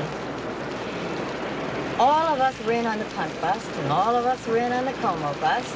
X number of men and one woman, and yet when they let their anger out, it was against the one woman. Now, what do you think about that, Dr. Freud? Well, I think, Sergeant Anderson, that the woman stands for the motor figure. The motor figure? The motor figure. So they get pretty angry when she comes down on them. See, they know that Papa's the last going in. Oh, no wonder you're my boss. It's been a rough day. You want to go to Vinny's? Sure, I'm easy. I mean, after I change, after I make out the reports on the punks, after I make out the Como report. Oh. Just wait me when you're ready, Sarge. You guys making any headway? I don't know how much longer we can work at this sweatbox. Oh, it's in the thermostat someplace. Oh, It's downtown area every no, year. it's probably the rainy season, right? It stops everything except heat and crime. Hey. What? You ready? What? Vinny's, remember? Oh, listen, we got a call from my DA's office. Got an appointment tomorrow. Yeah. Well, wait a minute. What appointment? The review of your testimony in that rape case. Oh, at 9 o'clock. Yeah, I don't want to lose that one. He's a real sick one. Well, you can scratch it. The defendant was beaten up in county jail. The case is off the calendar. Miss Freeman said she'd be in touch with you. Let's get out of here. Mike, would you warm that up for us? Yeah, it's good tonight. Hi, Pep. Bill. Hi, Bill. Hi, Pep. fellas. How about a tequila straight on a beer? You guys are not gonna believe this. They fixed the air conditioner. No, you know our prime suspect? They didn't let him go. No, not the driver. He's not important. We got him. No, but Mr. John Como was out on bail. How much bail for Como? $100,000 worth. So now he's walking the streets a free man, huh? Mm-hmm. Great. Out on the street even before my report gets processed. I've had enough Pepper, coffee let me and tell you aggravation. something. You did a hell of a job moving into that organization. Sure. Listen, drive carefully. The streets are slippery. I'm going home. Good. Good drive, Pep. Good night, darling.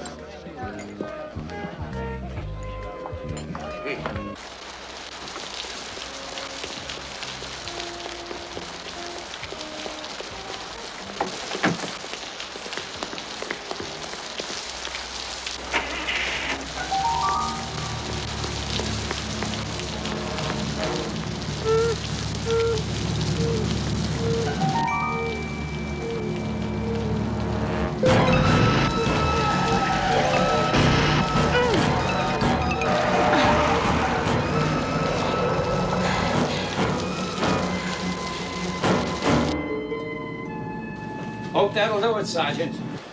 It's been happening all over town. Like I said, when Yeah, you bring... well, maybe you better just keep yourself available, okay? Yes. Still no answer. She's not home. It's not like Pep. She always calls in when she... Sorry I'm late. Well, where have you been? Well, I just had to get a little sleep, that's all. Oh, what's the matter? You sick? No, not really. What's the matter, Pep? Huh? No, you're gonna get mad. Well, maybe I won't get mad. I'm telling you, you're not gonna like it. Just tell me what it is, Pep, okay? Last night after I left you guys, somebody tried to run me down. Where? Outside of Vinny's. You mean deliberately? He convinced me. Did you get his license number? No, I couldn't even get a good look at the car with the rain. Wait a minute, why didn't you come back in the bar? Told you you'd get mad. No, I don't understand, Pep. I mean, why didn't you come back into Vinny's? Because I was running, I was scared, I just wanted to get home. What kind of a cop are you? A scared one is what I am. How would you like it if a car was trying to run you down all over the street? Styles. It's him, Bill. It's who? Pep, you know somebody named Napoleon? Yes, he's a snitch of mine. Well, he's been called 4 or 5 times. He won't speak to anyone but you. Hello. Yeah, how are you? Okay, all right, I'll meet you there in about 20 minutes. Okay, same place. What's happening in 20 minutes? He's got something good. Wants to see me alone. I'm going with you. I'm just gonna follow you, okay? I wouldn't mind. Let's go. Napoleon's turned out to be a pretty good source. Well, if he's on that burglary gang, you can give him a bonus. I plan to. Oh, yeah? Why do you wear your coat when it's so hot? Are you kidding? I'm like an Arab. It reflects the heat, keeps me cool. Listen, I'll go get my car. Reflects the heat?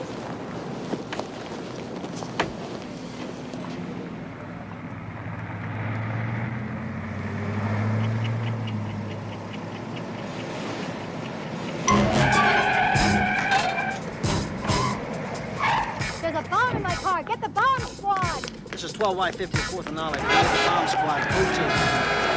Get a bomb. Hold it. Stop. Police emergency. Hold it, hold it. Stop, police. Hold it right there. Hold it. Hold it. Get back. Let's get away. Come on.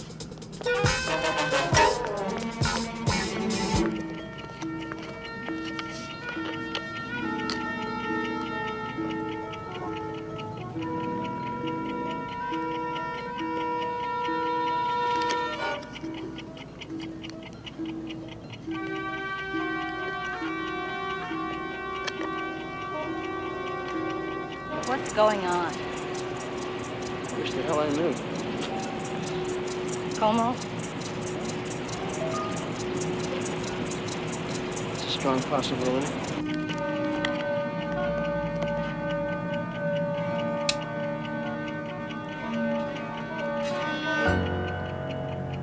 I'm Mr. Como's attorney, not his parole officer. Yeah, well, try to remember. He must have said something to give you an idea about where he went. Just that he'd be out of town until his arraignment. Would you explain to me, please, what this is all about? Last night, your client threatened me, and since then there have been 2 attempts on my life. I see. We won't Como brought him for questioning. Sergeant Crowley. Mr. Marston, I'm holding you responsible as an officer of the court. I promise you my fullest cooperation. You said you could wear your raincoat, for heaven's sake. But you Napoleon's rolled been the calling. Sound real upset. So I told him you had an emergency. There he goes again. I don't want you meeting him alone until this thing's over. Bill. Don't argue with him.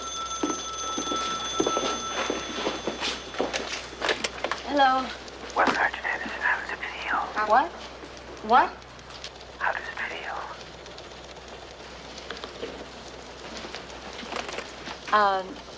What? Who is this? How does it feel not to know what's going to happen next? It doesn't feel good. That's only the beginning, Sergeant. Only the beginning. Can you tell me why?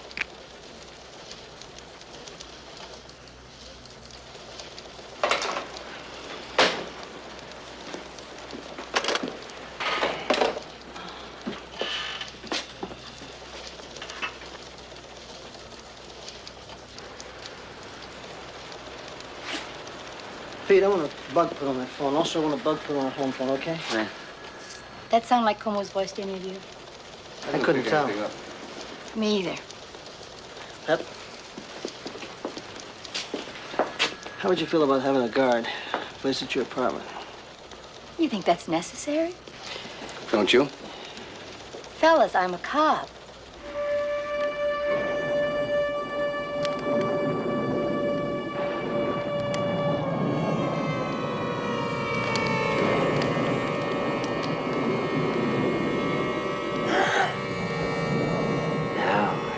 Anytime I like.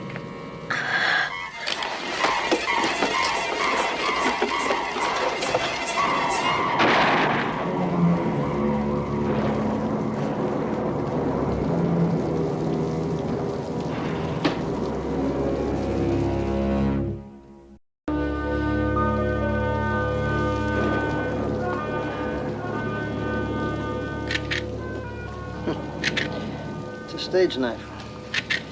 He obviously wasn't going to kill you with this. He said, I can kill you anytime I like. I can't figure out how he got in. The door downstairs wasn't even forced. He went out right through there. Pep, I checked all the windows. They're all locked. Now, you must have left this open. With that rain, I would never have left it open. It was locked.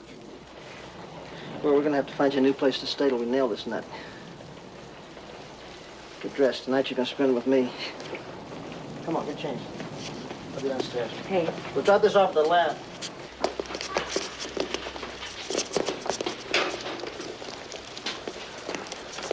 I know you heard it before, Sergeant, but I really think the phones are going to be okay now.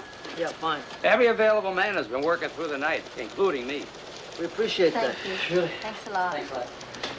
Do you think Como had anything to do with this? I don't know. Pep, what about your friend Napoleon? He has no cause, Bill. We can't overlook any possibility. Joe. Yeah? I want you to work with Pep. I want a complete file of everybody who's ever threatened your life. I mean, in the last 2 years. Also, anybody that you might have the slightest idea would like to see you dead. Does that include you three? That's very funny. I want to know everything there's to know about him, including what kind of toothpaste they use. Okay, I'll get started on it. Yeah, it must be a real psycho to take on a cop. Stop. Hold the phone a half second. It's Napoleon on 5. Not tonight, Josephine. He won't meet with anyone else. If I stand him up again, we lose him. If you go, we go together. Yeah, what you got? Listen, I can meet you, but there's a new department policy I can't do anything about. I have to bring my partner along. Mm-hmm. And Napoleon, dear, it is the only way I can deal with you. Okay, I'll see if I can get him to wait in the car. Boy, as hot as it is out here, it's better than the inside, Must be at least 100 in there. Hey, listen, Pep. How sure are you that this snitch of yours, this Napoleon's, not involved in this thing? You'll know when you see him. Yeah, well, I'm not forgetting that he's the one you're on your way to meet just before that little bomb incident. You are okay, aren't you? Cut it out. I'm okay. What are you snapping at me for? I'm not the one doing these things to you. Pep, seriously, what's your gut reaction, you know? Down deep inside, what do you feel? I've been shot at before. People trying to blow me away, but this just feels different. How? How's it feel different? It feels like somebody's trying to push me over the edge, drive me a little crazy.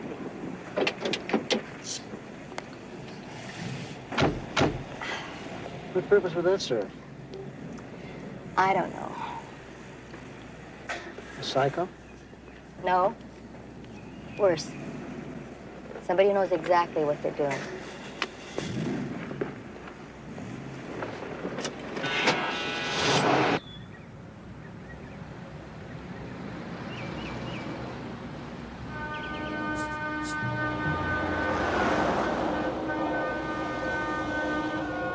I wonder what Napoleon's got. That gang's M.O. And their hangout, I hope. Sure is hot.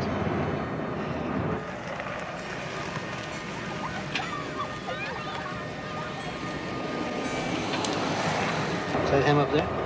Yeah. It's right on time.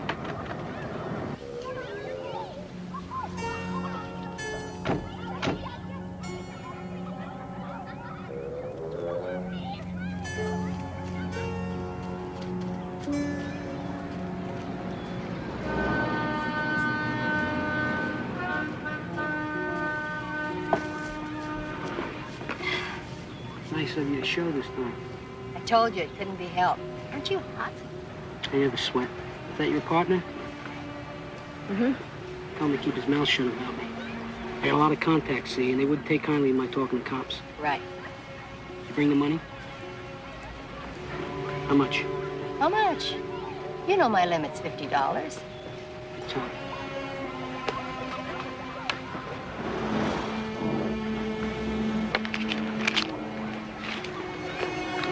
I want another 50 after you collar this group. It's a bunch of new kids. About 20 of them. Clean, short hair. Like back in the 50s, taking after their fathers, I guess. Go on.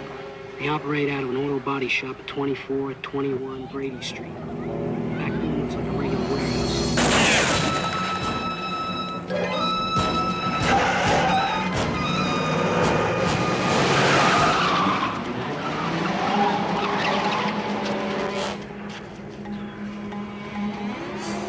I told you they'd do something if they found out I was talking to you. I told you. Hey! Hey, what are you doing? Hey, wait a minute. What are you doing? I didn't he set you up. Oh, Give me your on. cuffs. He set you up. Give me your didn't have cuffs. anything to do with it. Give me that cuff. You think I'm a nothing, don't you? You know who I am? You know what I can do? When they needed me in the war. Look at when they needed somebody to crawl into those bellies and shut up for those airplanes. Ah. Look! Somebody tried to kill me, so I get arrested. Come on! I didn't do anything. Well, sweetheart, you've done it again. What can I tell you? It's a furnished apartment.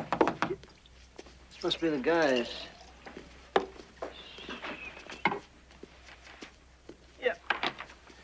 Well, we brought you something nice. Pep, I'll put your suitcase right over here. I had a lady pack it, so I know you'll have everything you need. Thanks, Pete. What you got, Joe? Come on, dig in now. You don't have to ask me twice. Gourmet cooking a la cardboard, huh? Bring an extra chair, Bill. Why don't you eat some, Pep? Well, I'm on a new diet, Joe. It's called Run for Your Life. What about Como? Do we got anything? Oh, yeah. Como's arraignments in the morning. Did you come up with any more suspects yet? Just those 5, you can scratch 3. They're in prison. And we're working on the other 2. Now, what about Napoleon? Had him sprung. Good. We'll see. At least his information checked out. Hey, Pete, we had that auto body shop staked out. All right, that's a good idea. Yeah. How long am I going to have to be cooped up here? You play gin? Gin. Well, you weren't kidding when you said you played.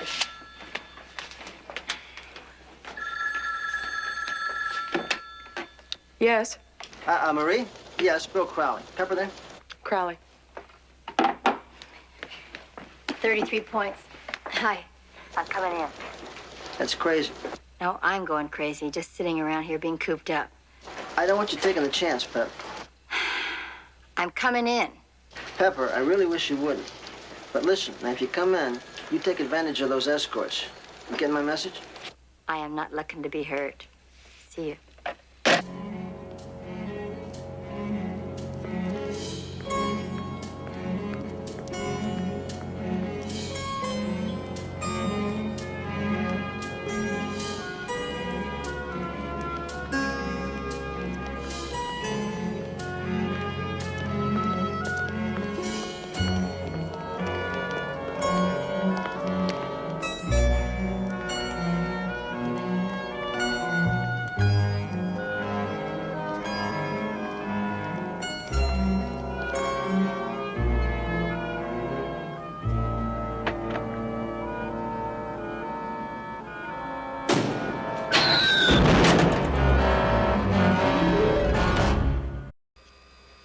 Talcum powder.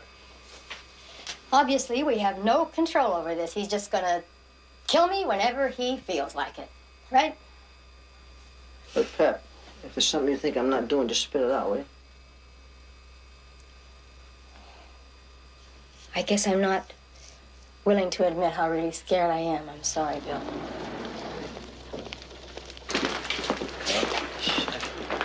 Okay.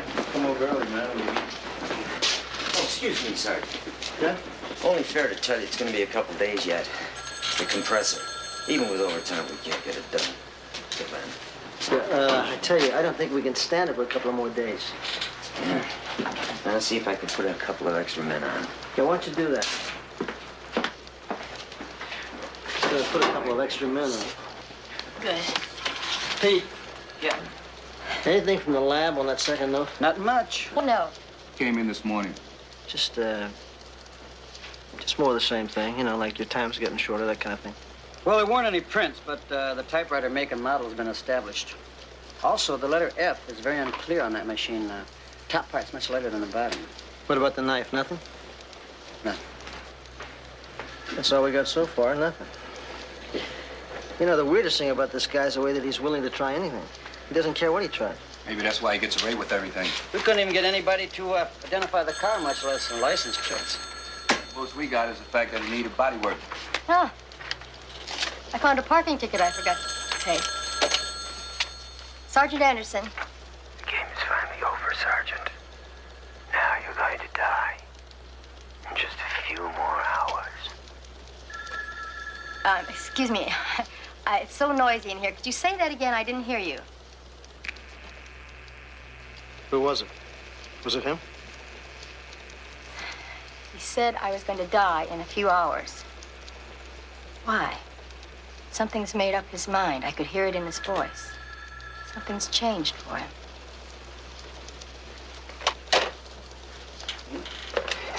Hey, Joe. Yeah. Do me a favor, will you? What's that, buddy? My car's in the garage. How about bringing it around to the service entrance for me? Got it. Come on, take a walk with me. How come he always knows where I am? I'm assigning 2 policewomen to stay with you at my place. It's not necessary, Bill. Come on. I'll stay at a hotel. Pep, I know how tough it is. I mean, anybody would have the shakes in this kind of a I situation. appreciate what you're saying. Bill, we're looking for a killer. It just happens to be mine. I'll be okay.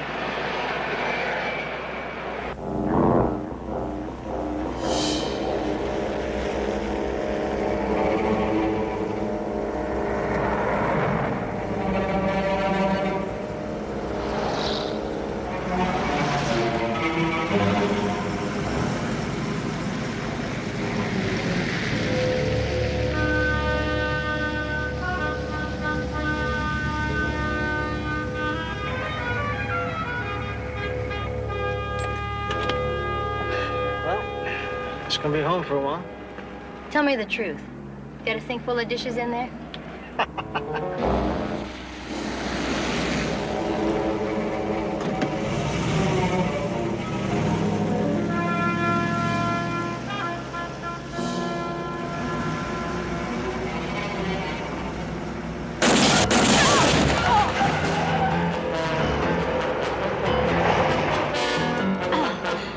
He meant it that time. Bet he did.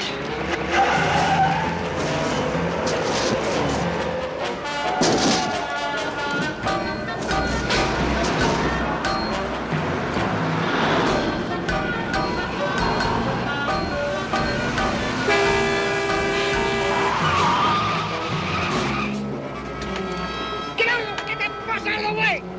Get out of the way!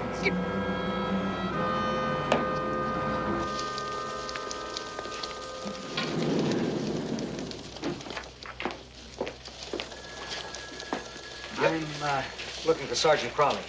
Oh, he's right over here.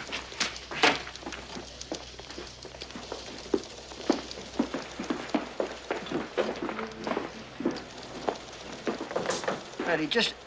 Yeah, come in, will you? Freddie, listen, I gotta have this guy's whereabouts. Just stay on top of it, will you? Okay. Marshal, what can I do for you? How can you work on all this heat? Not well. What's up? I just came from court. John Como didn't show up for his arraignment. I thought you ought to know right away. Did he make any attempt to contact you? None. Marshal, listen, if you hear anything else, let me know right away, will you? Of course. I appreciate you coming in.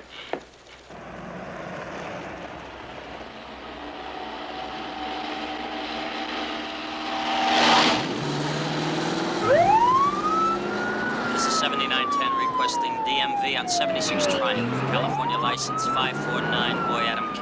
Roger, 7910.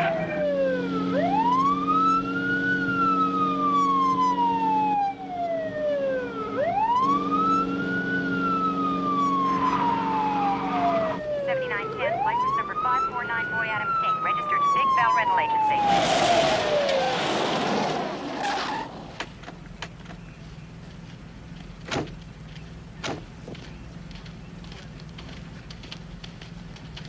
Good afternoon, sir. Afternoon. I was barely doing 60, officer. May I have your license, please? Sure. My insurance rate will skyrocket if you give me a ticket, you know. Well, I clocked you at 62 miles per hour, which is 7 miles over the speed limit. Sure. You know, you hardly see anybody going 55 anymore. Look at that.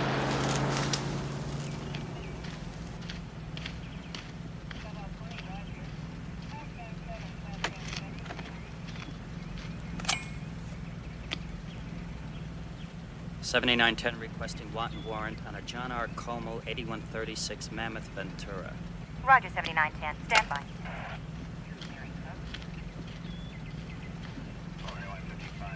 Mr. Como, would you mind turning the engine off and getting out of the car, please? Oh, sure. Certainly.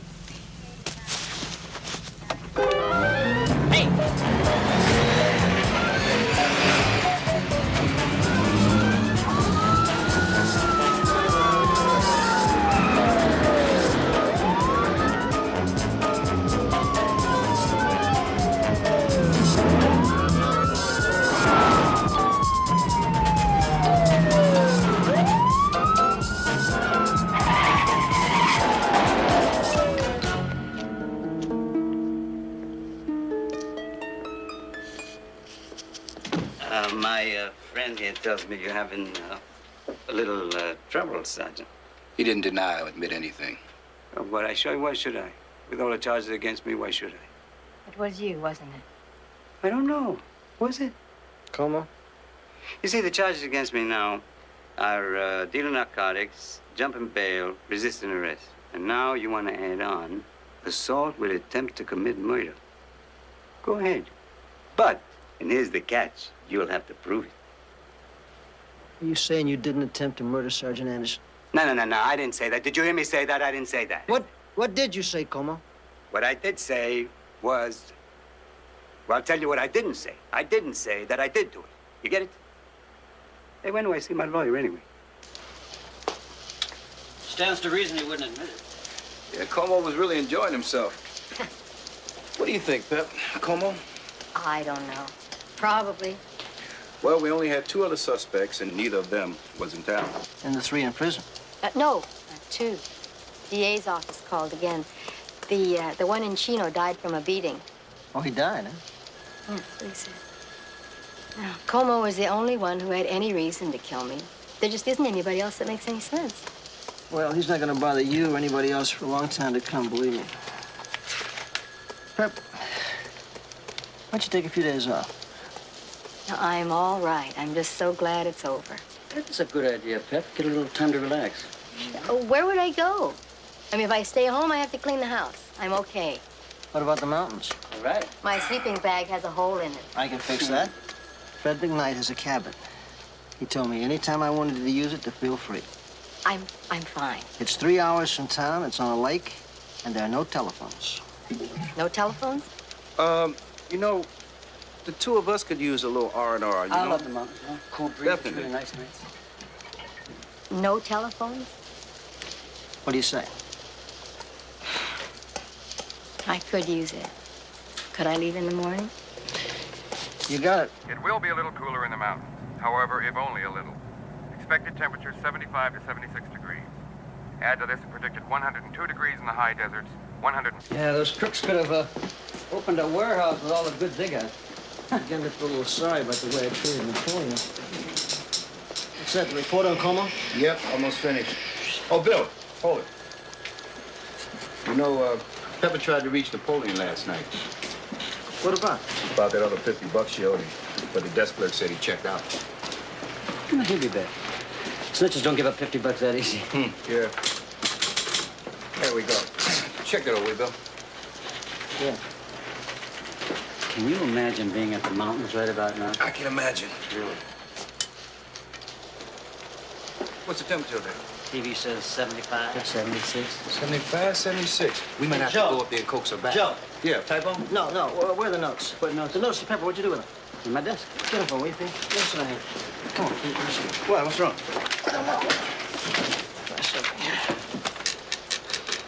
You know how that F doesn't strike evenly in the notes? Yeah. Mm-hmm. It's the same thing in this report Joe just typed. Look at this. Those notes were typed on this machine.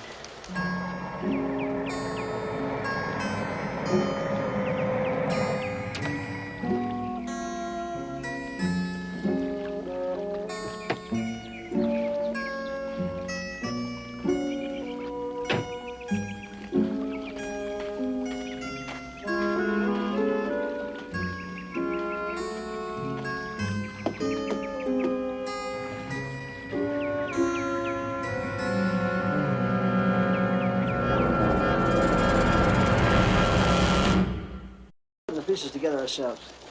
Yeah, look, just get somebody up there right away, will you, please? Okay, thanks very much.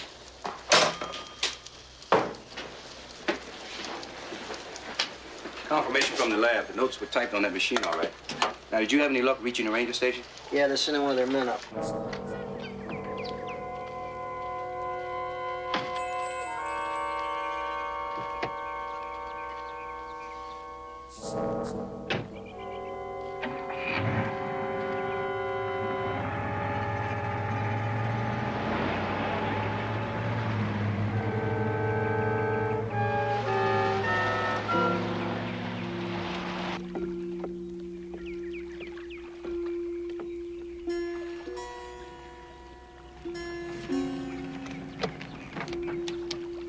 Atkins, put me through to Ward. Hang on. What do you got, Mike? There's nobody's at the Caswell cabin. That's strange. You want me to do? Hang around here or what? Meet you over in Sector 15. A kid broke his leg. Do what you can for him until the ambulance comes. Then check back. I know, it's mighty strange around here. A lot of people running around here I don't know. Yeah, the air conditioning repair man, cleaning people. Don't forget the electrician. Yeah, but they were only there one day. Well, the rest of them were in and out a hell of a lot. You know, it could have been somebody on the floor, because nothing's locked. Now we know how the guy got into her apartment, because she keeps her purse in that bottom drawer half the time. Yeah, you know, and he waited for his chance, made an impression of the key, and got a duplicate. With who? Hey, it's on again. All right. Hey, wait a minute. This guy's been here all the time. Hey, buddy. Buddy, come on down. We'd like to ask you some questions. Yes, sir? How long you been here? Since before you came in? I've never noticed.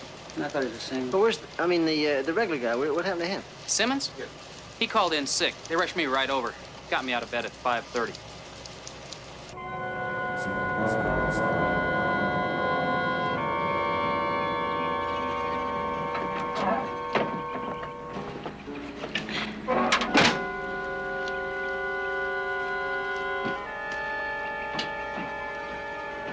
Yeah, well, you keep checking. Believe me, it's important.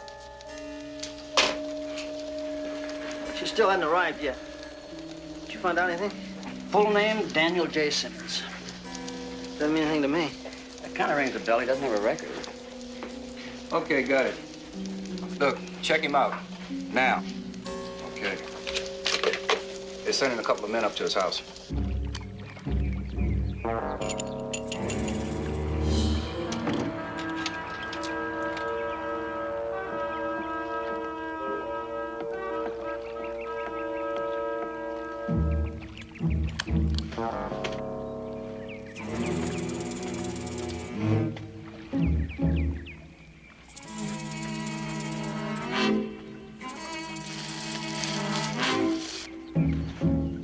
Look, you stay on top of that, yeah? No. No, listen. I'll be right here if you hear anything, okay? Okay. Nobody home. Neighbors say he left this morning, hasn't been seen since. Hey, Bill, Simmons, the name. Wasn't that on Pepper's list of 5 suspects? He was the guy that was beaten to death at Chino, wasn't he? That's right. What?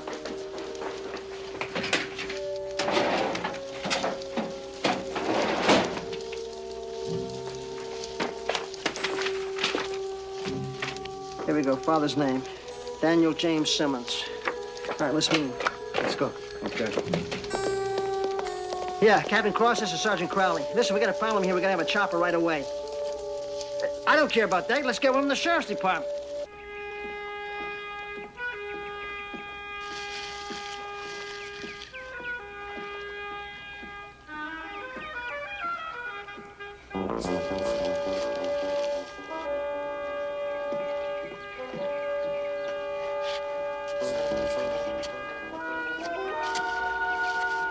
Base station to Unit 1. Got anything, Mike?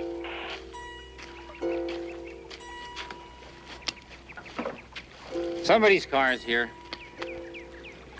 Another one been parked down the road, but there ain't nobody in the cabin. You got a description?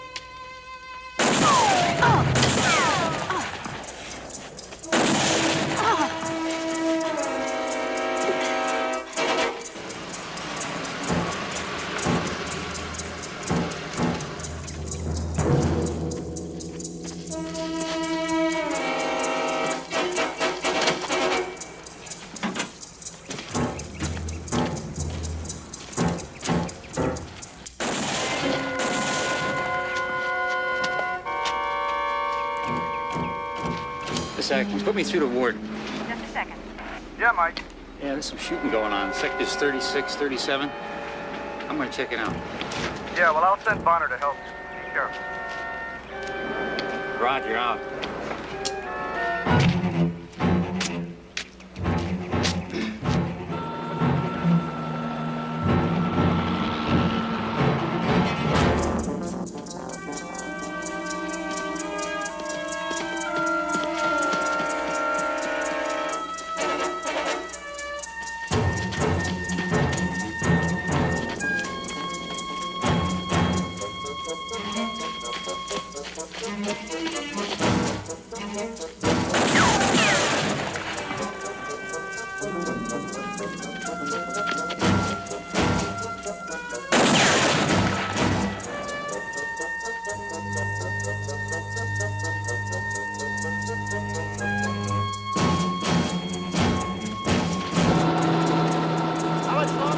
ETA, approximately 10 minutes.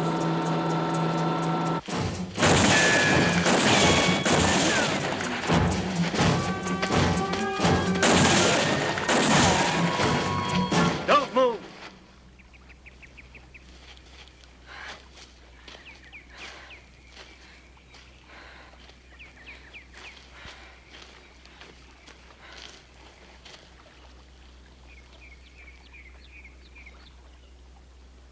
Why are you doing this? For my son, Jimmy Simmons. You remember Jimmy, don't you? Sergeant Anderson? Mr. Simmons, I'm sorry, but your son died from a beating in prison. He wouldn't have been in prison if it hadn't been for you. You set him up. You testified against him at his trial, but you didn't tell the truth. How you lured him, how you wear clothes in such a way that 5 women identified him as their rapist. I didn't lure him. they're gonna believe you? You're all alike. You wear your clothes, everything to lure a man. Men were raping women in covered wagons when they wore skirts, long skirts and blouses up to their necks. Your son was sick. No. Killing me is not going to bring your son back. Put the gun down. He was all I had. He was good. Put it down. He was gonna haunt you. What you told the jury, but when they killed him, I knew I had to take revenge. I'd never hold my head up. You hear me? And I'm gonna kill you! Hold it!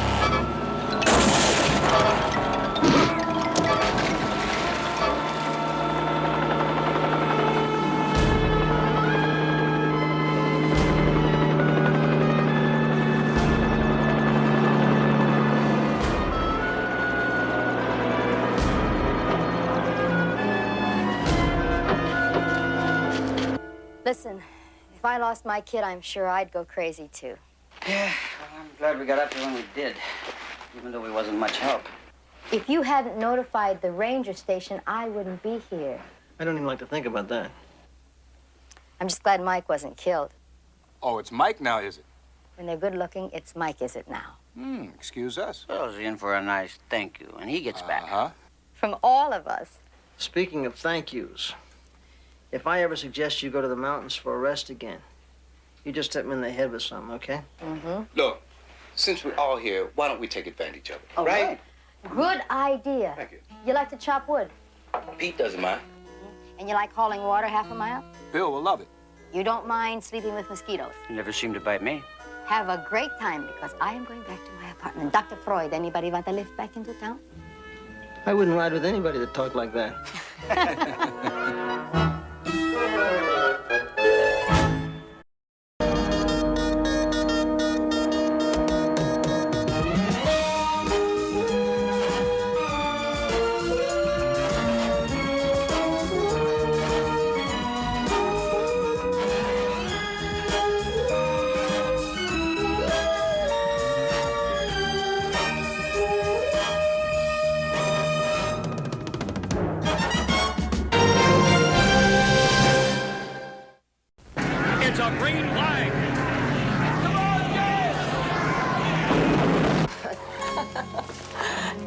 introduce me?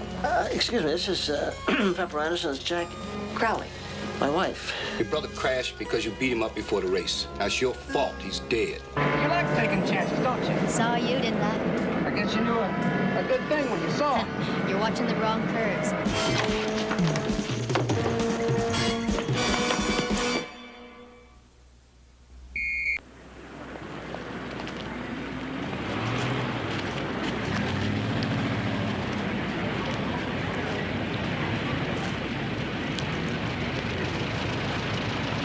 Not me, baby, no way. Look, it's 100 extra horsepower. Damn it, you ain't gonna do this to me. What are you afraid of? We put it in after the tech inspection. Now, who's gonna know? I will. I run this thing under my own ability. Well, it looks like all of a sudden we got a star on our hands. I go back to nothing, damn it, before I run with the bottom. Hey, JJ. See what your friend wants.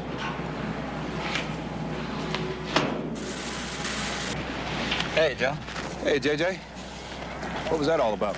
Nothing. Nothing? What does that mean? You don't want to talk about it? He wanted to install a nitrous oxide ball under the car. With laughing gas? Yep. It purifies the gas mixture. And if I won with that thing and they found out about it, I'd be disqualified and lose the money. Well, how'd you guys do in the inspection? We weighed in a little light, so Willie added more ballast to the left rear. Bet that graveled him, huh? It did. But even with the extra weight, we leaned out the carburetors to make up for it and set the fast time at 17.2. Yes, sir, race fan. It's going to be some race. With some of the best open competition drivers in the country. They gonna kiss the winner? $5,000 purse. More power to you, bro. The fifth 330 should be active. I'm glad to see things my way. How's your brother Bobo doing? Is he trying to get himself together? Bobo's got a lot of problems, Joe, and I don't know how to help. Is he in trouble again? He's always into something, you know that. Gentlemen, What about you? You all right? Yeah. You sure? Hey, Wilkes.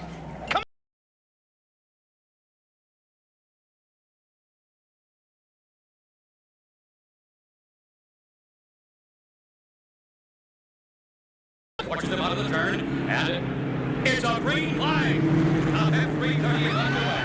52 takes the inside as they jockey reverse lap position into the turn. Look at 88 challenge on the outside, and look at that pack poured on the back stretch. On the front stretch, 52 is in front with 44 and 5 challenging. The pack is still bunched into the turn.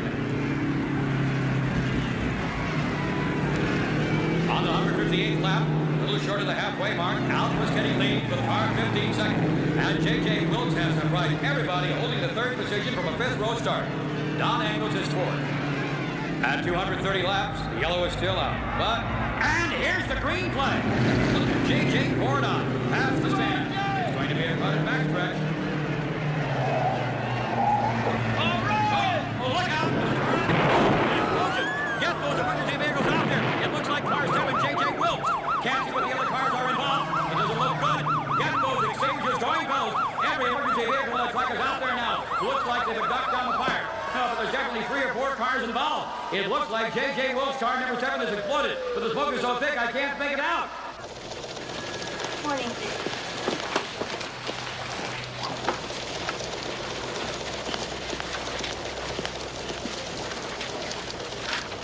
You look very oriental.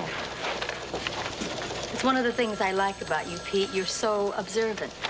Oh, that's right. Today is your Thai cooking class. How's it doing? Hot, hot. They could serve charcoals and nobody would notice. Pepper, Pete.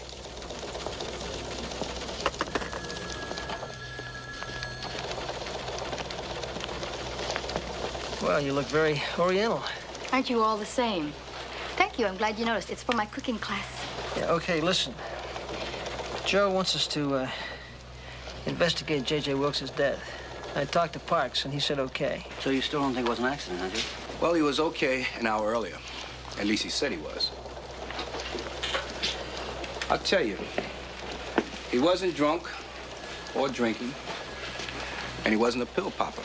Preliminary inspection of the car didn't turn up anything. And J.J. was too careful a driver just to crack up for no reason at all. Couldn't one of the other racers have clipped him?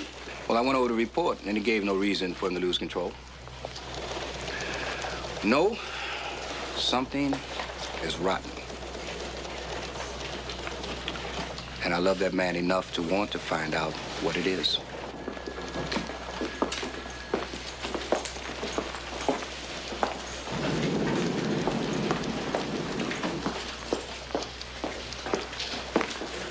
Excuse me. Can you tell me where I might find Sergeant William Crowley? Yes, he's right in there. Hey, Papa. Why don't you put this on? You won't be so overdressed.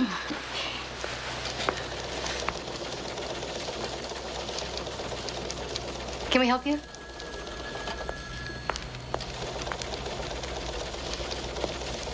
Jackie, what? You always were eloquent. Yeah. Oh, sure. It's just a surprise. How are you? I'll fall over with enthusiasm. I'm fine.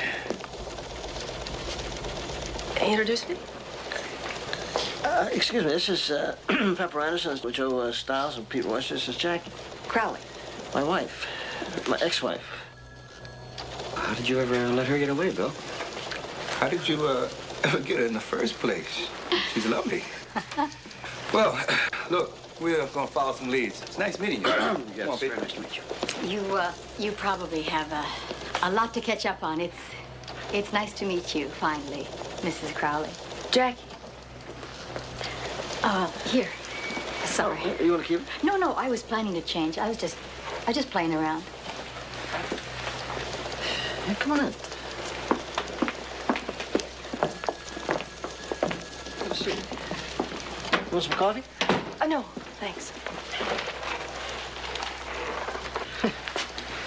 You look terrific, Jackie. Oh, that's because you're looking at a brand new woman. Oh, how's that? Jacqueline Aiello Crowley, interior decorator. You finally did it. Uh-huh. And Congratulations.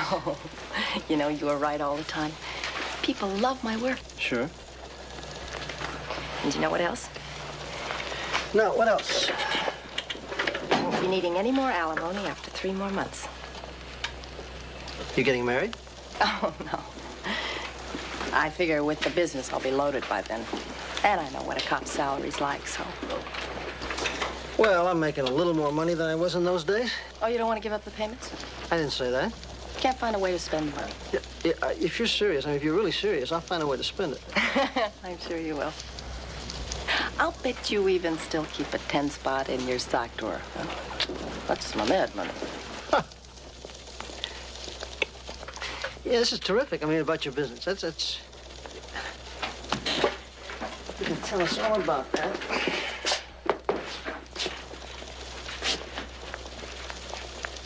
Speaking of mad money, you still keep yours in your bra? I don't wear a bra anymore. Hey, Pep. I just about to ask Jackie to go to dinner with you and me tonight. Oh, I'm sorry, Bill. I have something planned. Cancel it. That's an order, Sergeant. Well, since you ask so nicely. I'd love to, if you don't mind a third wheel. Look, I told you once already, don't touch anything under there. I can still cherry it out. Look, Kraft, I know what I'm doing. I used to race my old Mustang in Ascot, remember? Yeah, well, this baby cost me $20,000, man. Okay. Now, where's the bottle? What bottle? The laughing gas. Happens to be illegal, and you know that. Yeah, we know it's illegal. And we also heard that you wanted him to run with the bottle. Well, he ran clean. You just found that out for yourself. So, when was the inspection? The day before the race? Yeah, she was perfect then. 24 hours later. Bam.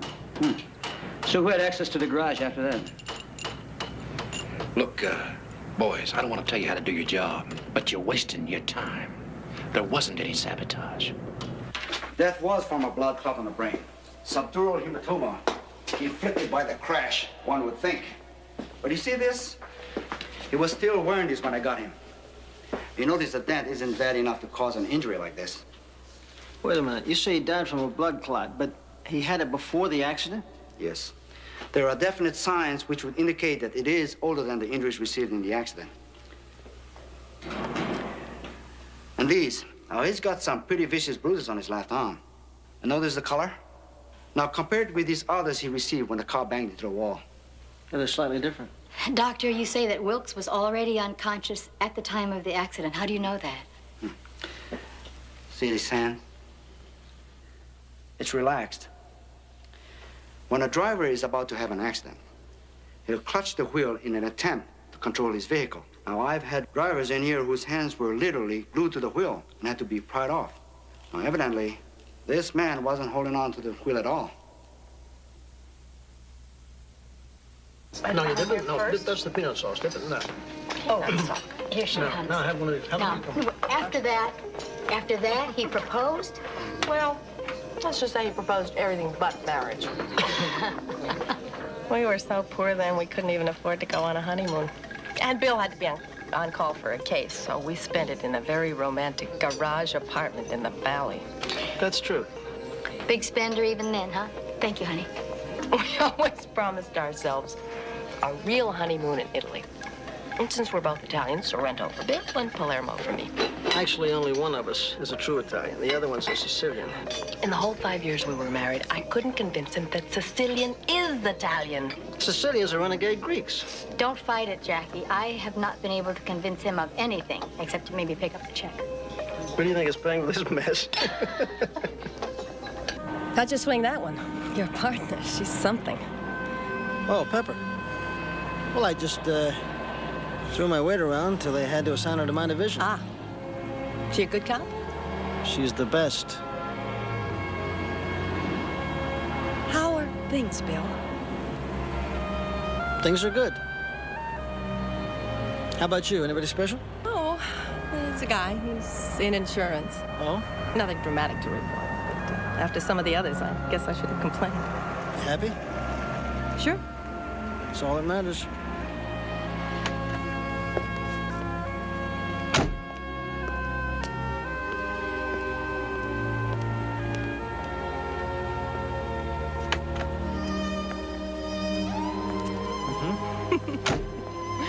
I'd forgotten what a gentleman you are. Let's see if I can handle this. There you go. It was a lovely evening. I wasn't sure if I was doing the right thing, but I'm glad I called you. I'm glad you did too, Jackie. It's good to see you again. I guess I've been curious. I guess I hope that means you've missed me. You better get in. Listen, I'll call you tomorrow, okay? Come back. Good night.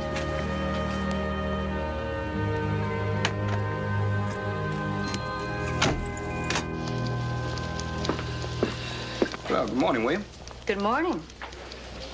Yeah. All right, let's have it. What'd you guys come up with? Well, nothing much. The car was a mess, but we didn't see any evidence of tampering. Security was so tight, I doubt if anybody got in that way. Unless they came in from the inside. Well, who was close to Wilkes? His family, his friends, girlfriend, who? Well, he was close to his parents, but he had a lady, Kitty Davis. What did you get from the car? Somebody beat Wilkes up the night before his big race. Beat up? Yeah. That's what he died from, apparently, a blood clot on the brain. He also had bruises all over his arms that were not sustained from the accident. Surprised you didn't see him. You saw him. You were with him. Yeah, but he was wearing coveralls.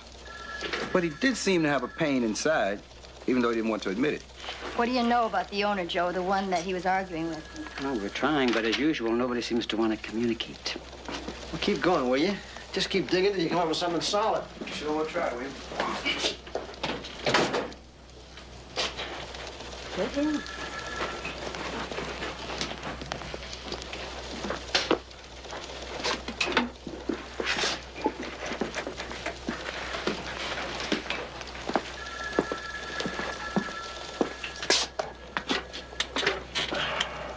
She's lovely.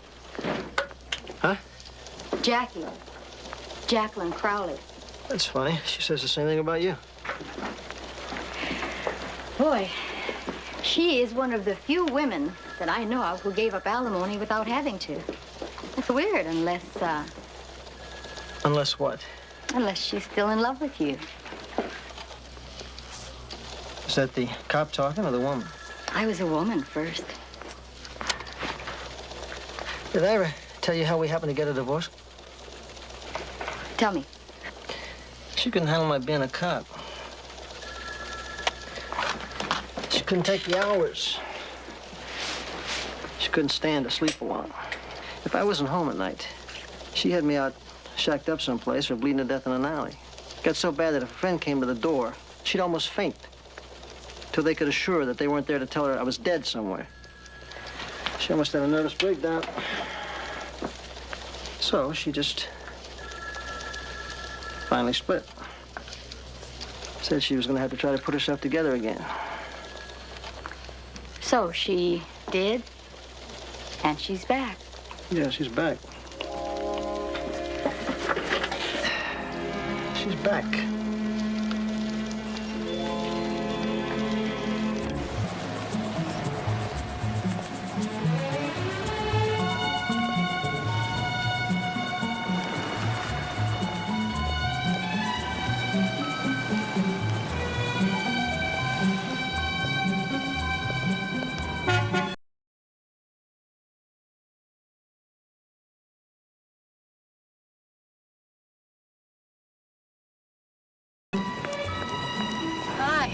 Hi. Am I under surveillance or something? What are you doing clear out here? Well, right now, I guess I'm looking for transportation. Hop in. Isn't this the day for your cooking class? Aren't you going to be late? They'll just review their heartburns for the first half hour. Come on. Going back to the motel? Yeah. Thanks, Pepper.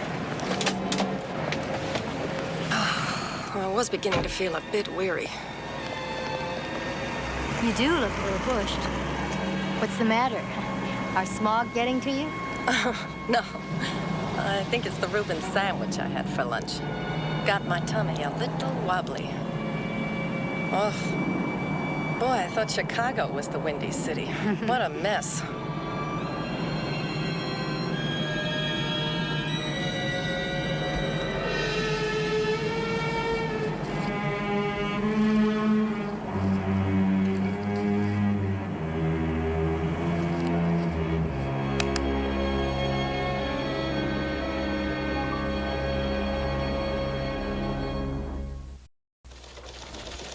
William. Well, we just checked on Kraft's background. He's definitely dirty. How dirty?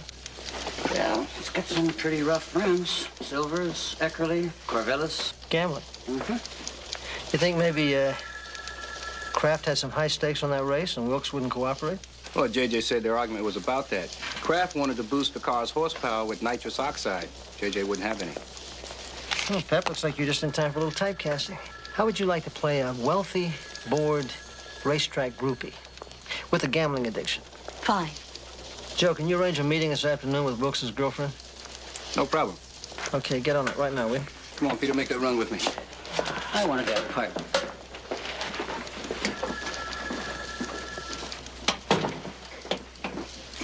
What's wrong, Pep? Have you talked to Jackie? Not since last night, no.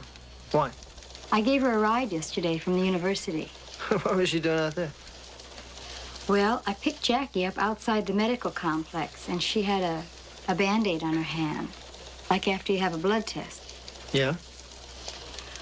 It's a combination of things. She said that her stomach was feeling queasy, and then when she combed her hair, a lot of hair fell out. What are you getting at, Pepper? I think she's having treatments. I think it's chemotherapy.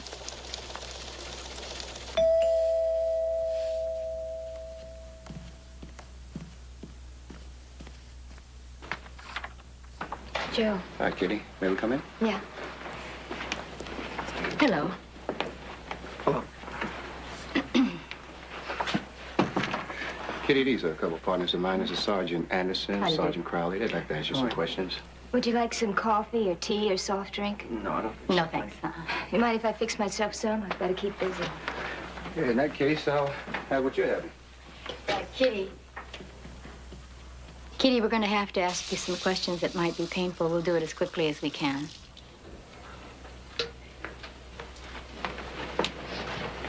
First of all, we'd like to know if you saw J.J. before the race. No, I wanted to, but I couldn't. I had to work. What about the day before? No. I didn't see him then either. He likes to get to bed early the night before a race, so he could get a good night's sleep. I'm sorry.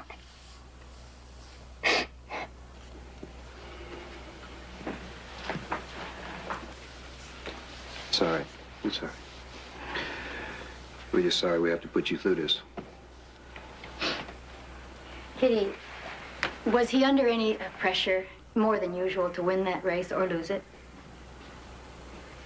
I don't think so. But he never talked about his problems much. He always liked to be up when we were together. How well do you know Willie Kraft? That redneck cracker, he acted like he owned J.J. Did Kraft have any reason to want to hurt J.J.? I don't think so. J.J. always did what he said. He did what everybody said. Do you know of anybody who wanted to see him out of that race? Everybody loved him. Even the other drivers, because he was special. Just ask Joe. Wasn't he, Joe? I mean, wasn't he special? Yeah, he was special.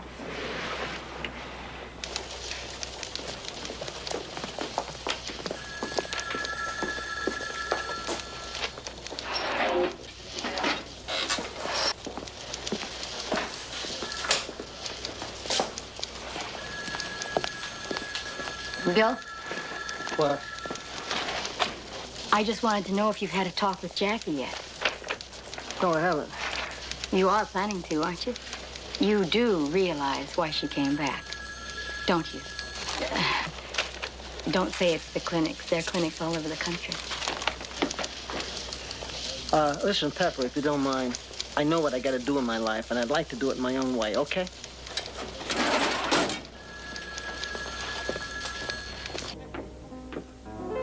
I saw the strangest sculpture today. It was a bronze of two tigers locked in combat. One was up in the air, balanced by just his paw, with his tail touching the other one. Oh, it was gorgeous. Can you imagine living with it? Are you angry about something? Damn right I am. Why? Because I came back? You know better than that. Do I? Yes, you do. You're not being honest with me, Jackie. It's pretty hard to believe. After all, you're the first man who made an honest woman out of me. See, I'd appreciate not hearing any more jokes, okay? And I don't want to hear any more about your being an interior decorator. Now, I want to know why you're here, Jackie. You owe me that. Why? Because we never lied to each other before. Oh. How do you tell somebody you're going to die? Especially somebody you still love.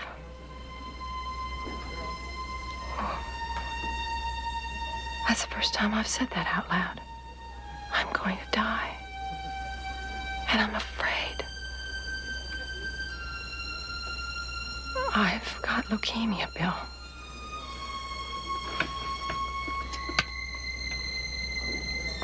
Suddenly I've got to finish up loose ends, and I don't feel finished with us. I have kicked myself over and over again for walking out on the most important person in my life. Jackie, why didn't you just tell me up front? I had to find out about you. Whether you were involved with somebody, whether you still even cared about me. I couldn't beg. Don't you see? It would destroy the meaning of it. What's the prognosis? Well, the doctor wouldn't say. He said it wasn't fair because no one can honestly give anyone an estimate because of remissions and all that. But from what I've asked and read, it's a few weeks or a few months, even with remissions.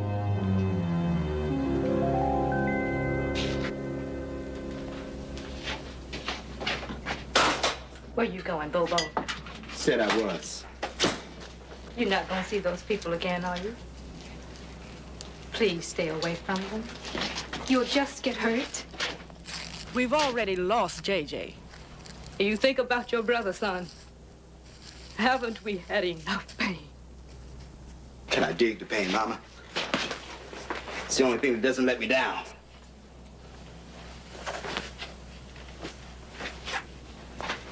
Will you be back for supper? I don't know. Bobo!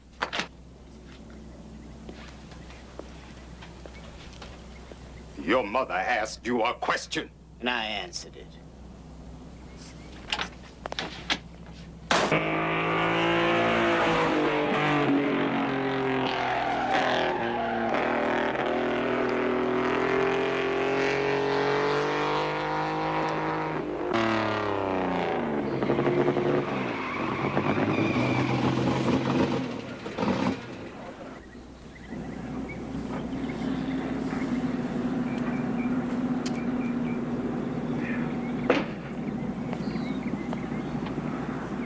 How's it going?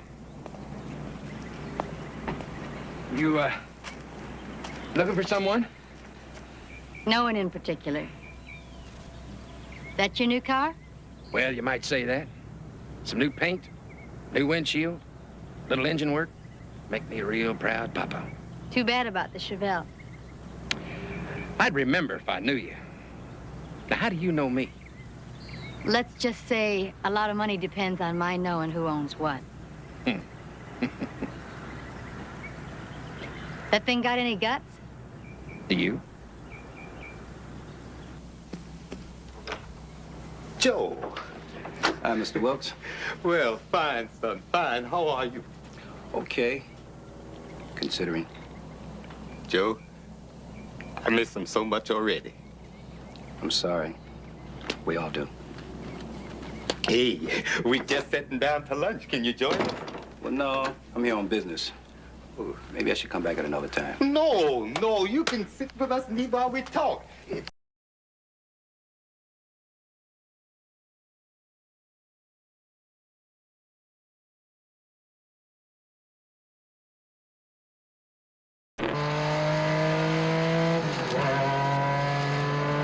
What are we creeping for? It's only a raw danger. Takes more than a hot car to scare me, babe.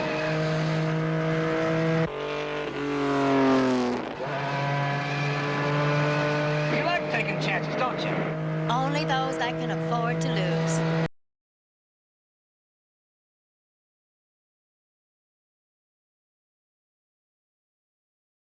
Saw you, didn't I? Yeah, you did. I guess you knew a good thing when you saw. You're watching the wrong curves. Eyes on the road, cowboy. I love a feisty broad. Yeah, I know you do. Well, how long had he had his apartment? Well, he moved out about 6 weeks ago. Didn't he tell you? No, he didn't. Well, I guess he was so excited about the race, he couldn't talk about anything else. What about Bobo?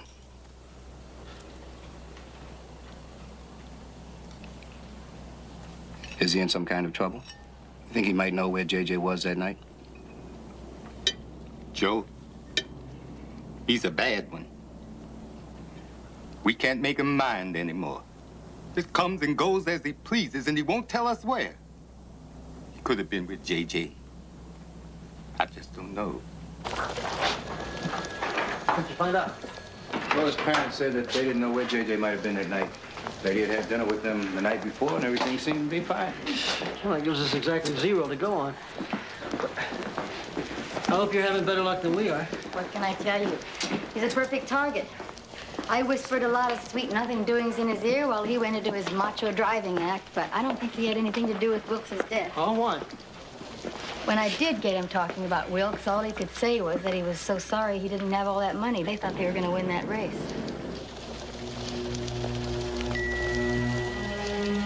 We'll be right back.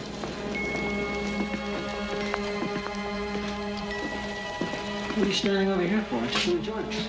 Oh, I didn't want to interrupt your meeting. Is everything okay? Could we walk? Sure. I have to go to the hospital tomorrow. The doctors say they want to take some more tests. What kind of test? They never say. I keep hoping one morning I'll wake up and be told they're ready to try out a new drug, something fantastic, and they want to use it on me. You think this will be it? You might think this is funny, but did you ever have the feeling that your life was for a special purpose? Like there's something you have to accomplish while you're here. I keep hoping that my special mission will be to be the first cancer cure, sort of like the first heart transplant. Kind of helps me to get through the rough spots. Times when I can't handle one more test. Bill, I don't want to be alone. Stay with me, please.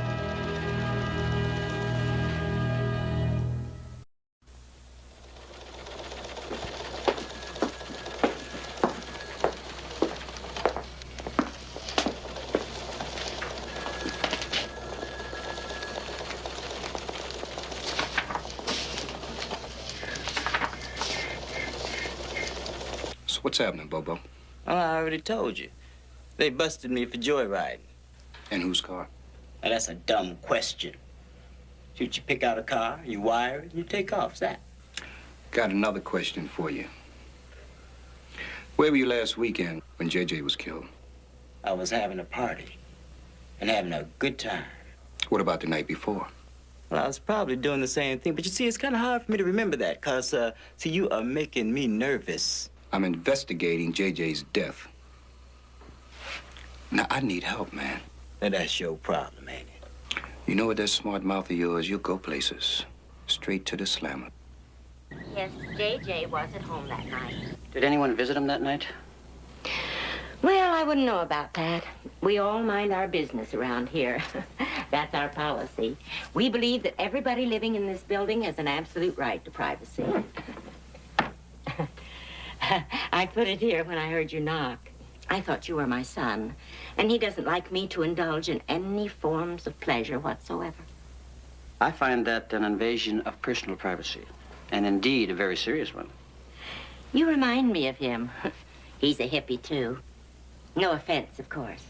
It really doesn't matter. I thought I was a beatnik. But what I find amazing is that you have a grown-up son. I find that extremely incredible. Would you like me to mix you one of these? It's very smooth and warm. No, thank you. Not right now. Not while I'm on duty. But what I would like you to do for me is to try and remember if anybody came to visit JJ that night. Anybody at all. His brother. Are you sure? Oh, sure. I know that one. He's always lurking around looking for trouble. He's got a lecherous eye, too. Even for women my age. Dr. Escobar. You know what I've always wanted to do? Dr. Escobar, admitting death, please. Have a picnic at the Sunset Bowl.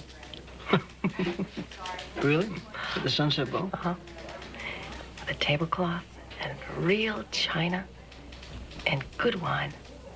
I'll tell you what. You get out of here. First thing we'll do, we'll have a picnic at the Sunset Bowl. No, I mean it. I promise. I promise. Oh, I'll get out. See, I've made a bargain with God. I'll put up with anything they do if it'll buy me another remission. I want a little more time with you, Bill. I promised I wouldn't ask for anything else if I could just have a little more time with you. Jacqueline Crowley, your room is ready for you now. Outside call. Dr. Hines, outside call.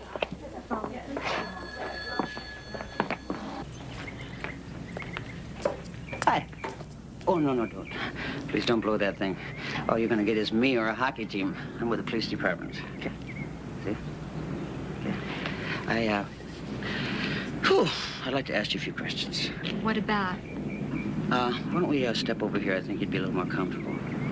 Okay? Okay. Well, it's a beautiful day, isn't it? Looks like you got enough vegetables to last you for a whole week. What I'm trying to find out, Vivian, is what happened next door to you last Friday night. I knew I should have called the police. What does that mean?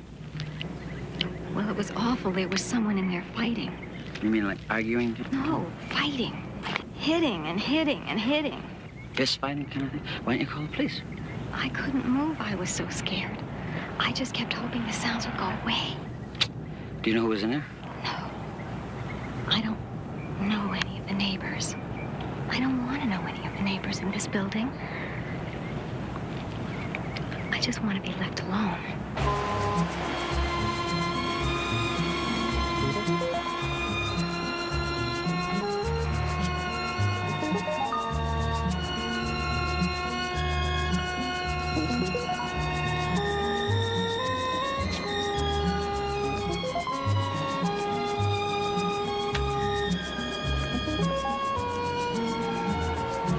No, it's all right, thank you.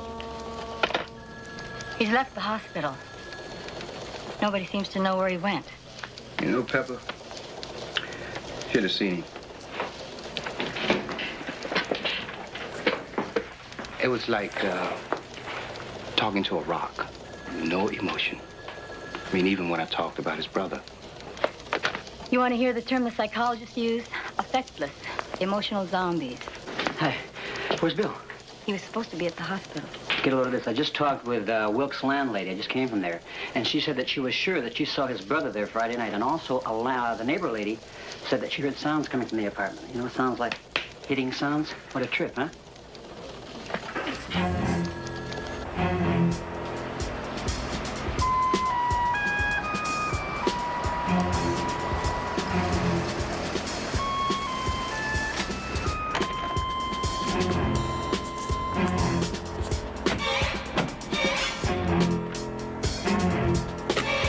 Back, just in case he decides to grab it.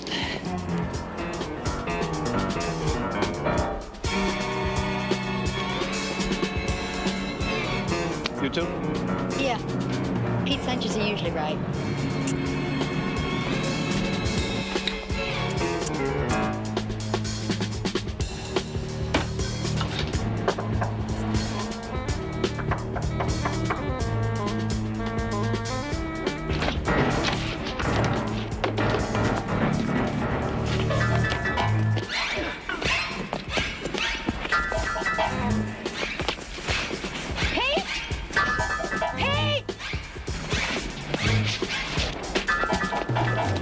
Twitch, man, I'll blow your head right off your shoulders.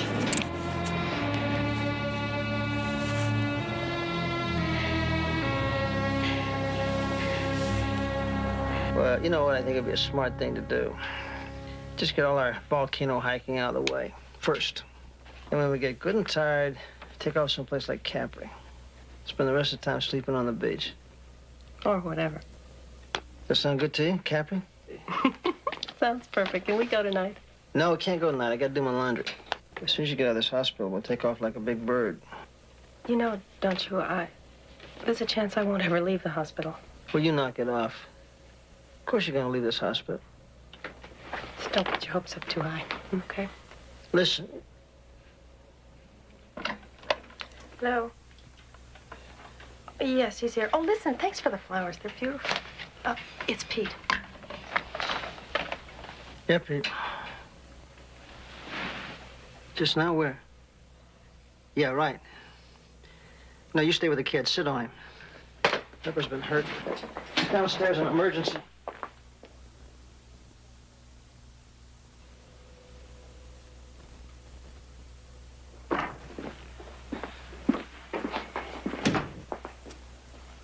There, that ought to do it. It goes with my earrings. Yeah, you look great. I'll buy that. Now you just sit quiet and relax, Sergeant, okay? Thanks, Doctor. What else can I do? Why are you such a sourpuss? I'm sorry, Pepper. I should have been there with you. Don't be silly. You were right where you were supposed to be. Let me see this thing. How many stitches they take? 17. Well, 7. Hi, Jackie. For cops, you sure do make a big deal out of a scratch. I better go talk to her. No, I'll talk to her. It's my problem. Please, Bill, let me handle it. I think I can. Okay, you handle it.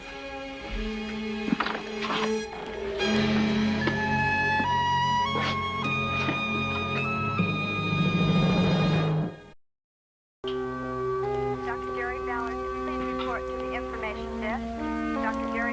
Jackie. Pepper, I'm sorry. Hey, I didn't come here to ask for an apology. I came here to, well, because I figured you'd be kicking yourself. Well, it was a rotten thing to say. If anybody has a right to be angry or say anything, it's you. Oh. Oh, I feel so guilty. Jackie, why do you feel guilty? Because I'm jealous of you. And I like you.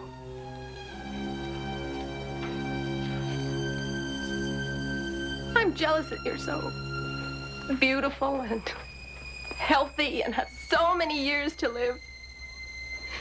And you're gonna be here and be with him and be alive.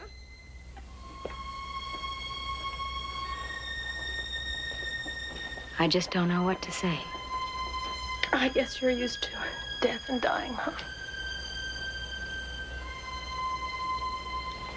Bill used to say he got hardened to it after a while. No. No, you never get used to losing someone you love.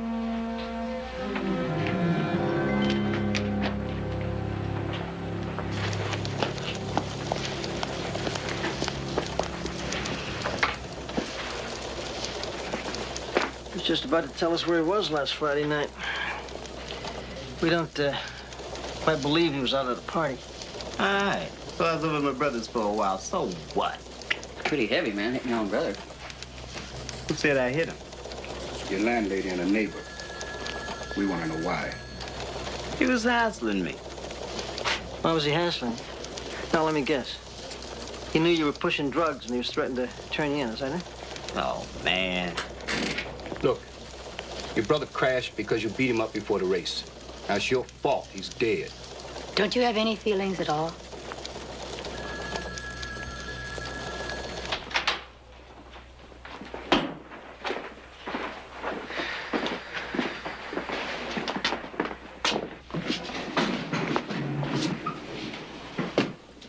You think by showing me his body, that's supposed to make me emotional. All worked up. Well, you get emotional. The other guy's got you by the throat. So you just cut off everything and you're invulnerable. Is that how it works?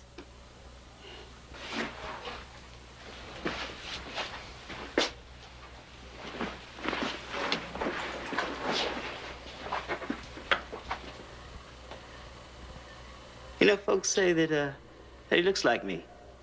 Get him out of here.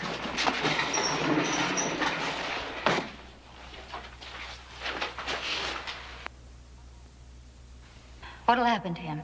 We got him cold on resisting an assault with a deadly weapon. The joyriding charge has been up to grand theft auto, and the boys in Adnock have a little surprise for him. But you'll have to ask Juvenile what's going to happen to him. Oh, he's really something. He really is.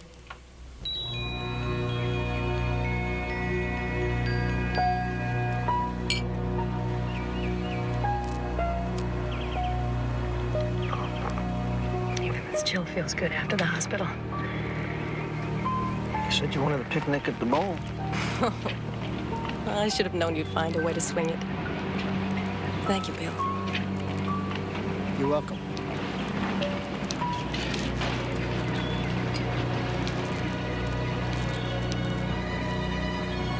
What are you thinking right now? What you got in your mind?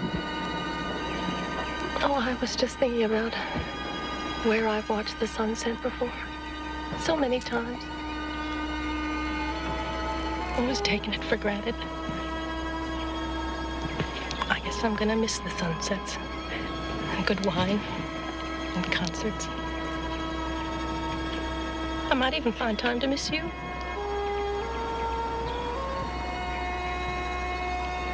You're gonna miss me.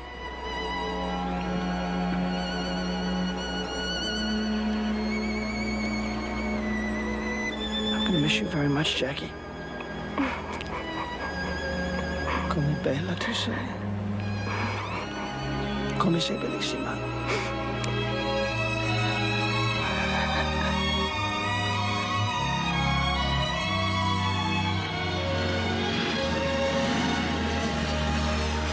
listen, when you guys get back, I'm going to fix you some wonderful dang pet, meat crop, and pot-free cane. Is that a threat or a promise?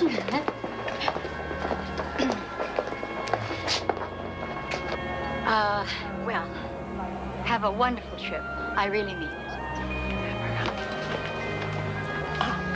Thank you. For everything. Have a great time. Behave yourself. When you get to Sorrento, drop a dime, okay? You're kidding? I got a whole pocket full. You'll miss your plane. Go.